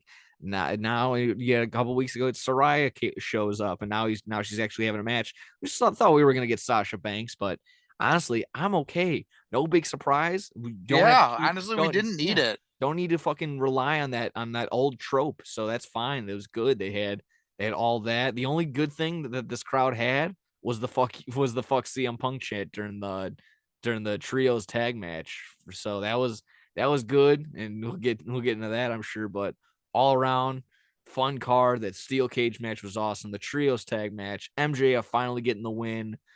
Do you want to just start from the beginning? I know the even the startup wasn't that bad. The 0 hour, it was okay, not the best, not the worst. I think the highlight would probably be the last match with Kingston and Akiyama, who was his like longtime fan favorite growing up as a kid. Finally gets to wrestle him, and he gets to defeat him. So that was a fun one. A lot of hype there. But yeah, I think just gotta start off with the opening match, the steel cage match, Jungle Boy Luchasaurus. Boy, I mean, they went at it. They did everything. Even got out of the ring. I think Christian Cage broke open the cage or something like that. They were able to get out. He get a couple licks in. He gets taken away. They set up and get a couple table spots. They were able to have a nice little thing there. Jungle Boy gets some juice, but he ultimately, I think Mike called it. He's jumping off the top of that cage, jumps off, does an HPO style elbow. Luckily, he got just enough for that table to break, so that was fine. He's not going to be on Botchamania, so that was fun. All around great match. Jungle Boy Jack Perry gets the win. He deserves it. That was an awesome match to open it up and get everyone. Yeah, he definitely did. That was an awesome match. I still don't think this feud's done though. I still think whenever Christian's done, we got to get that Christian Jack Perry match. I'm done calling him Jungle Boy. Yep. I'll call him Jungle Boy. Every once in a while, but he moved after that fucking cage match victory. He's Jack Perry. He's a jungle man. He's a jungle man. That was a great way to start off the night, to start off the pay-per-view. Absolutely. In the steel cage. It was back and forth, and that was a big win for Jack Perry, Jungle Boy. Definitely not done yet. Had a squash match with Jungle Boy. And then there might be it might have just been for time, but yeah, definitely getting the bounce back from the squash. I think it was also both of them were both hurt. I think it was Cage and Jungle Boy in that match. So whatever, a quick one it was what it's worth. Definitely made it up for here. The match that followed was we already knew it was the Elite going to be showing up. They had announced that on the Wednesday prior, but we hadn't seen them since. Comes out to Carry On My Wayward Son. What a great entrance. Yeah, that was pretty awesome. That was an expensive one. Yeah, oh yeah, big time. We were talking about that. Yeah, like, the songs that are like definitely up there on expensive would probably be this one, Till I Collapse by Eminem, and then the Final Countdown by Europe. Yeah, the Final Countdown. Yeah, I think that's they make bank off that song every single year. But yeah, just getting to that all around. That was a fun match. Everyone jump. I think the Young Bucks and Penta and Ray Phoenix have the best chemistry in the ring. It shows off. They were doing just playing the hits, getting back to their old little groove, having a nice little solid match like they always do. And of course, again, another pair that pairs up so well. Pac and Kenny Omega, dude, having their spots as well. They were honestly, I still think back to one of the first All Outs.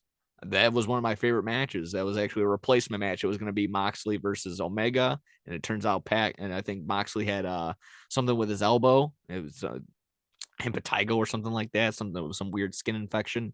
No. He had a staph infection. I think it was. Those can be really, really bad. Either way, his match against Pac, Omega and Pac, in that opening All Out was amazing. Follows it up here. This is a comeback match. They hit all their, they didn't miss any of their marks. They hit all their marks. They had a phenomenal match.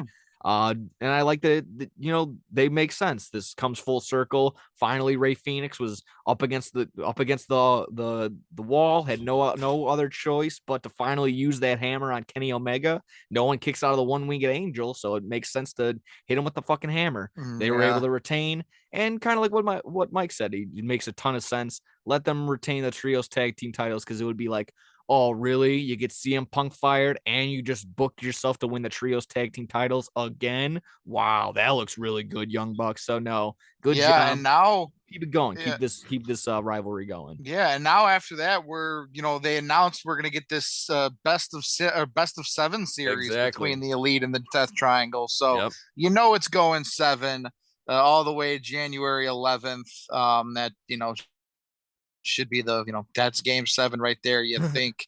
But these guys' chemistry, these 6 together, are just absolutely off the chart. Whenever any combination of these 6 are in the ring together, it's just amazing wrestling. So absolutely. give me all of it.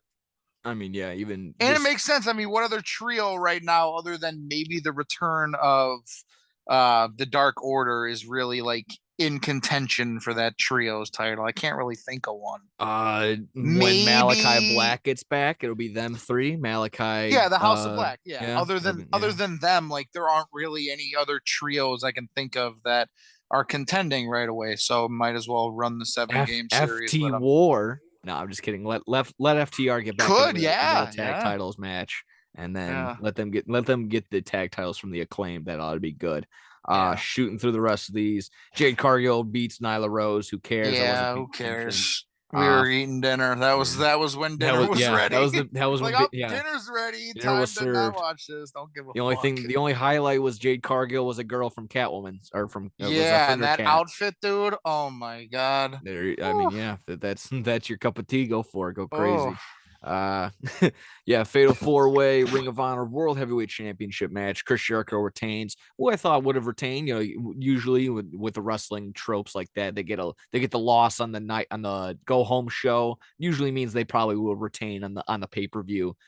Makes a ton of sense. Claudio gets the win on Wednesday. I don't recall who got the loss on the Sunday night pay-per-view, but looked pretty. It was a very all around very fun match. Can't remember any of the crazy little high Claudio spots. Yeah. Oh, okay, yeah. No, but just some of my favorites, obviously, with Claudio just tossing up Sammy Guevara for that just pop up uppercut is one of my favorite spots. So anything with that, all around, everyone again just like hitting their marks, being where they're supposed to be. No one got hurt, and just the all around. Just I keep saying that. Definitely some turmoil going on right now in the maybe a little tension between the JAS. Definitely some you saw tension. That. Yeah, you saw Jericho actually hit Guevara, and you also saw Danielson go up against Claudio a little bit. So I know they met together at the end of the night when they were reconvening with Moxley. So maybe that's gonna cause a rift in general when we get to the end. But that's could be a little bit of a disdain right there, and a little bit of a monkey wrench thrown in the old Blackpool Combat Club. A little bit of a problem right there. After that one, we had Saraya and Dr. Britt Baker, and this was a pretty good one. I believe, back and forth. Saraya ends up getting the win. Nothing all too crazy in my mind, but just good to see that Saraya was back in the ring. In my mind, though, Britt Baker was carrying the match, whether it was just a little bit of ring rust, maybe she just wasn't ready for that night in particular, or maybe just the chemistry was off. I felt like Britt Baker was carrying that match. She was selling. She was doing all that she could to make Saraya look good and still try and make herself look good when Saraya fucked up here and there. So, okay match. Again, good that they were able to push it forward, and then we saw Dr. Britt Baker later on that night, so that was cool too. Any thoughts on that match? Yeah, not too many. It was just an okay match in my Yeah, mind. good filler. I guess, yeah, I like Dr. Britt Baker. I'm not completely sold on Soraya yet, but I Yeah. guess I'm not No, it's not the just good biggest that, I fan of mean, either of them. for the idea that literally she broke her neck, wasn't going to be able to ever wrestle ever again, was chalked up to doing the WWE backstage show or whatever they had for the meantime. Somehow, some way, able to clear and get back into the ring. So good little fun story like that is always what warms people's hearts and gets everyone going. And the fact that, yeah, she's good talent. She's got on the mic, and that's fun to see too. So maybe gets, like I said, get a couple matches in her, and she will just not look as robotic as she did on Saturday night. Next one, three-way dance. Essentially, that's always I like to call it. TNT titles, TNT Championship match: Wardlow versus Samoa Joe versus Powerhouse Hobbs. Just a bunch of man meat in this ring. I'm always a big fan of Samoa Joe spots. You know, hitting his marks. You know, just getting the kicks in, doing the big guy stuff. But yeah, this was kind of a surprise to me. I thought Wardlow would have retained in somehow, some way, but Samoa Joe, getting, I think Wardlow had hit him with Wardlow hit Hobbs with the power bombs, and I think he hit him with a title. Yeah, he came in and hit him with a TNT title. Yeah, got Wardlow out of there, just put Hobbs in the Cohita clutch, and that was it. That was a cheap, greasy way for Samoa Joe to get to win the TNT title, and I like it. Give him both of these, like, the mid-tier title championships on. He's got the Ring of Honor television champion, and then he's got the TNT world title. I like it. I love it. Get him on both of those. Obviously they don't have Ring of Honor TV just yet, but he's gonna be involved in both, and I love it. So that's fine. And then opens the opportunity for Wardlow to go up against the newest world heavyweight champion, who he has some history with. But again, I'll hold off on that if anyone hasn't been able to do that. Never mind. We already said MJF once, so it doesn't matter. Obviously, it doesn't matter. Good match. Nothing too crazy. Again, just the big guy spots. Anything in this shout out to you, or just any thoughts? yeah. Just I need all the Wardlow that I can get. I mean, this dude. I honestly, even though they got the belt on him, I sort of think that he was being underutilized because, like, most of his matches, he comes out, slams you a couple times, power bomb Symphony, and it's over. And he doesn't do a whole lot of talking. I mean, you saw his on the athleticism. He does the full front flip over the top rope on Wednesday night and takes out the entire, I mean, there's some people from the back, and then they had the security team. Yeah. So he's an athletic guy. Yeah, you can put him in a ton of stuff. And I get, like, he might not be the greatest on the mic yet, but he's got potential there. But he is more than just come out to the ring, rip your shirt off, power bomb him 5 times, and walk back to the backstage. Like, we saw that he is a fucking super athlete at whatever he is, 6'5", 200 fucking 80 pounds, whatever the fuck he weighs. He is not just your prototypical, super heavyweight, 5-6 moves and it's over. Like, he is super athletic for being that big. Explosive, and all those words that you want to describe that is Wardlow. And then, I mean, he passes the eye test. I mean, if you gave him the title, like, he looks like he's a threat. Like, if he was in a bar, like, I wouldn't want to mess with him. Just shit like that. Just like you always see, like, wrestlers, and whatever. Like, you always hate on him, but, like, you see Darby Allin at a bar, and he's like trying to hit on a girl or whatever. You'd be like, what the fuck is that guy? I'm gonna go steal that. What are you doing? What is this guy? What are we doing here? Steal his lunch money. Yeah, exactly. I'm gonna go hold him up by his back of his neck and just fucking shingle the change out of him. Just shit like that. So I don't know. Just, again, give him the opportunity, and if he goes up for a little MJF Wardlow type series, that'll be fun to watch. And again, I'm kind of in that same boat.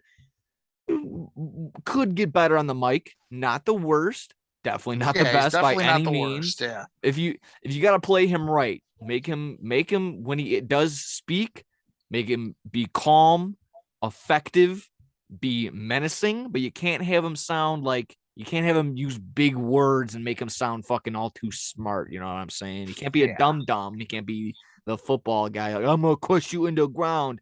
Or no, he's got to be, but he can't be like talking out of an encyclopedia of fucking science. Like, oh, the chemistry of the way that I'm gonna move the electrons and slam you to the ground. That's gonna be the way that I do. No. It just no. Kind of everyone finds their voice eventually. He's still a little green. He'll get there. So again, all around that looks good. Good match. Not not the good, not the best, not the worst in terms of tonight. So that was cool. Shifting over, we got Sting and Darby versus Jeff Jarrett and Jay Lethal.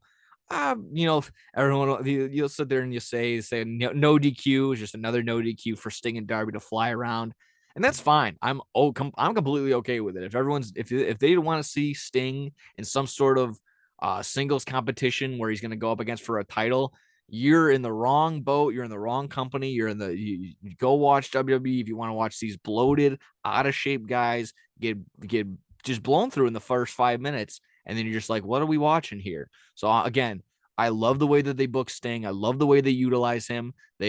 You see this hand over here with Darby and the way he's jumping off ladders and doing this and doing that. So on the other hand, behind his back, you don't see Sting getting, setting up for the big spot that everyone still loves to go see. He jumps off the guardrail, off the fans, and hits Satman Singh and Jay Lethal for a big one. I'll even jump before that. Darby gets caught by Satman Singh on like a 25-foot jump, which again, that was insane. Yeah, like I would love that if you had a bet with me. You're like, you need someone you gotta jump off this 30-foot thing, and one person will catch you. I'll be like, give me Satman. Give me the boy. He'll do it. That's fine. That's cool. All around again, good match. They got the guitar in there. They got the good utilization out of that. If anyone's gonna sit here and complain about Jeff Jarrett anymore, I mean, it's whatever. I don't think he's gonna be here for the long term in terms of like making noise and being part of a lot of like deep storylines. If he's just gonna be filler time like this, I'm fine with it. So, I'm perfectly fine with it too. Yeah. So that was a good match. Good way to have that. Interim world championship for the women's championship. Toni Storm, Jamie Hayter. Kind of a surprise. I thought it would have been shock. I thought Toni Storm would have just retained and just been another one for her. I think this was like her first or second title defense, especially on a major pay-per-view. But yeah, Jamie Hayter gets the win, and she's just the big fan favorite right now. She's getting a ton of pop just about everywhere she goes. So can't complain. Good move on AEW. Good move just business wise. That's fine. I mean, I got no complaints there. Maybe when Thunder Rosa and them get involved, and I'm sure not putting the title on Britt Baker, but still having her involved with it. That's good too. So that I'm fine with that. Yeah, definitely a little bit of something working there with her and Jamie Hayter. We've seen it before, them going back and forth, and I guess they mended their relationship as of late, but there is that seed has been planted in the past where they have a little animosity towards each other. So we'll see what direction they decide to go with we'll see it all Jamie Hayter, Wednesday. Exactly. Yeah. It'll be this Wednesday. I feel like every time that the Wednesday after a pay-per-view, usually some crazy stuff likes to happen, whether it's some big turn-ons or maybe some person actually is a surprise entrant and shows up out of nowhere. That would be Chicago's one of the places to do that. It's a big pop. You're gonna have most likely a sold out crowd and a lot of eyeballs on that TV. Exactly. We're not in Hartford, Connecticut. We're not in Topeka, Kansas. We're in a good city where you're gonna have a good crowd. So yeah. Let me see. Last two, we got the Acclaim versus Swerve in Our Glory. Not too much on the match itself, other than the fact that we're finally going to see, we saw the split between Swerve and Our Glory. Keith Lee couldn't really handle the heelish ways of Swerve Strickland and just turned on him, just left the match, I believe. I don't remember if he slammed him down or anything like that. I think Swerve slapped him. And okay. Keith just walked out of the ring and left. Yeah. Yeah. Left him hanging high and Thank God, dry. finally. I Yeah, and can't that's stand fine. this fucking tag team. Yeah, that's cool. I like Keith. I don't see Keith I Lee. like Keith Lee, but Exactly. Swerve can't stand him. No. I'm like that. I like that the way that they did it. Keith Lee it doesn't suit him well to be a heel. He's too much of a big Exactly. teddy bear to Yeah. do that. So give Swerve the heel. And I like that. The way that he just looks into the camera after he won on Wednesday, beating Bowens to lead up to Saturday. Just the way that he's just kind of an asswipe. It's fine. Like he's Yeah. coming out after the rap or after they previewed their music video, just like, nah, that ain't it, bro. That ain't it. Nah, like just shit like that. I love it. So if he can continue with that, if they have a little mini rivalry right there, and they have a quick little feud right there with Keith Lee and Swerve, that's fine. Set up Swerve to go on a little bit of a heel run. I'm not opposed to that at all. Like I said, you got a couple and I always have the nice balance of heel and face on there. So it'd be nice little switch, nice little move. And again, it's the right personnel. You don't want to switch Keith Lee and completely commit to that, because too many people are chanting for Keith Lee. You got the Bask in His Glory chant. You want t-shirts to sell when you have Keith Lee on your roster. So go for it. Makes a ton of sense. If you had any comment on that, we have the main event, MJF, Moxley. This was everything I wanted and more. We didn't have to sit through the usual bloody Jon Moxley match where he's jumping all around, or he's out on the fucking concrete and he's in the stands and he's on the table and he's in the room. No, we got a minimal amount of that. We got a lot of wrestling. We got a lot of storylines being moved. And again, didn't need the juice to push this match in the right direction. You got one table spot, and it was justifiable, and it was good. You didn't need a bunch of other crazy, the thumbtacks or the bite and the bleeding. Like I said, didn't need all that. You had enough because MJF is a great storyteller. Not only that, it helps that Moxley, not the greatest wrestler, but he's a dog. He's an absolute I'm glad that that Tony Khan has a guy like him. He's a workhorse. You can give him the title. He's got the credibility to do so and to give it to him. So when he does lose in a fashion like he did, he gets turned on by, again, I'll say right there, spoiler, if you didn't watch it, if you don't want to hear this right now, stop it, go watch Full Gear, come back now. All right, we're back to it. The ending of this match consisted of Regal saying, no, don't you dare use that dynamite diamond ring. And he tossed it. They had a couple back and forth. Sure enough, Regal throws in those brass knucks, not to Moxley, but to MJF. MJF clocks him with the knucks.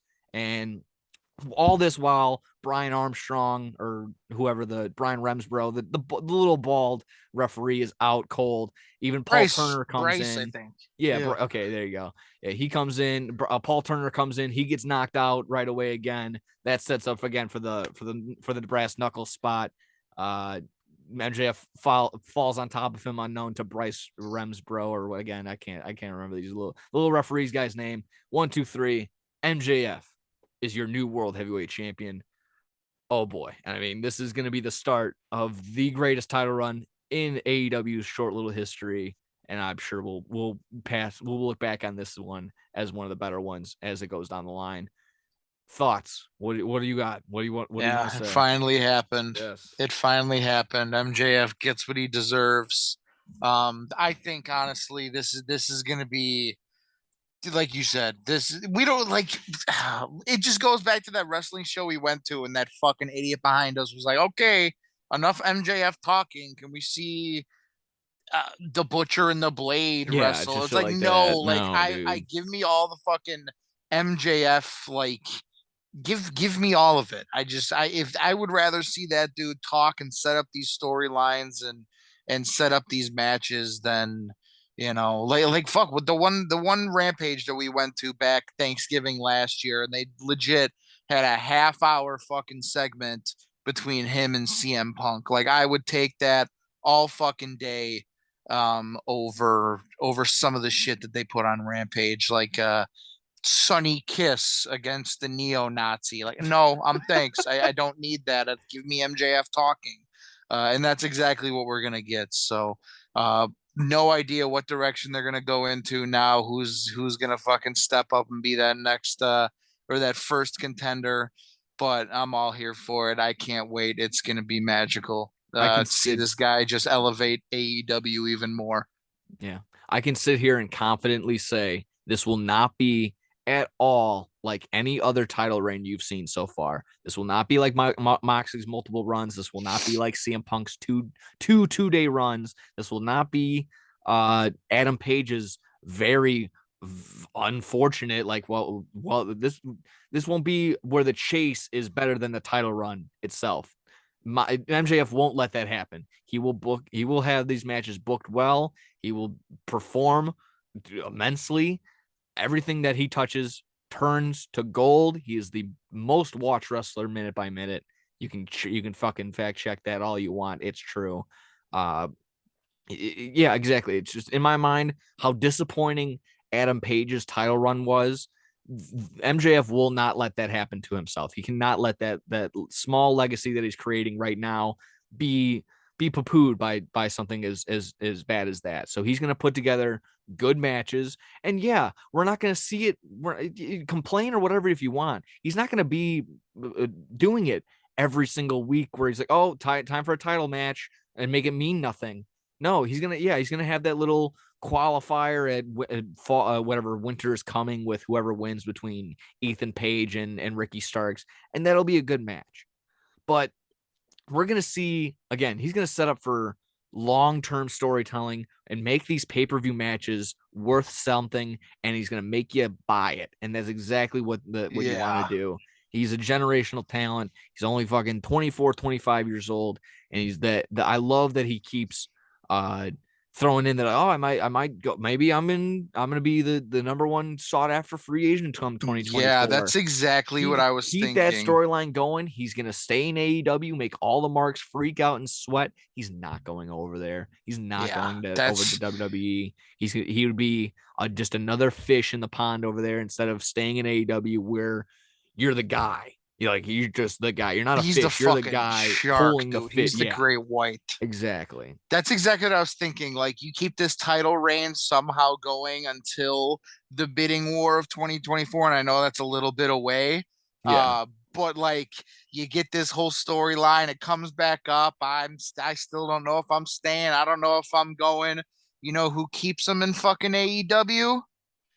How fucking insane would that be down the line? Like, CM Punk did this whole damn thing with WWE back when, the Money in the Bank title with CM Punk, and now you fucking do it again down the line when fucking, I don't know. That's where my fucking head goes. It probably will never happen, but how insane. That's just what I was thinking. That would be like my dream scenario for this whole MJF title. He drops it to fucking CM Punk in 2024. I don't fucking know. Yeah. It'd be fun to watch. And again, I don't think they'll do this. I think MJF is gonna do something this Wednesday. I think if they're gonna have the first segment, he'll probably come out first.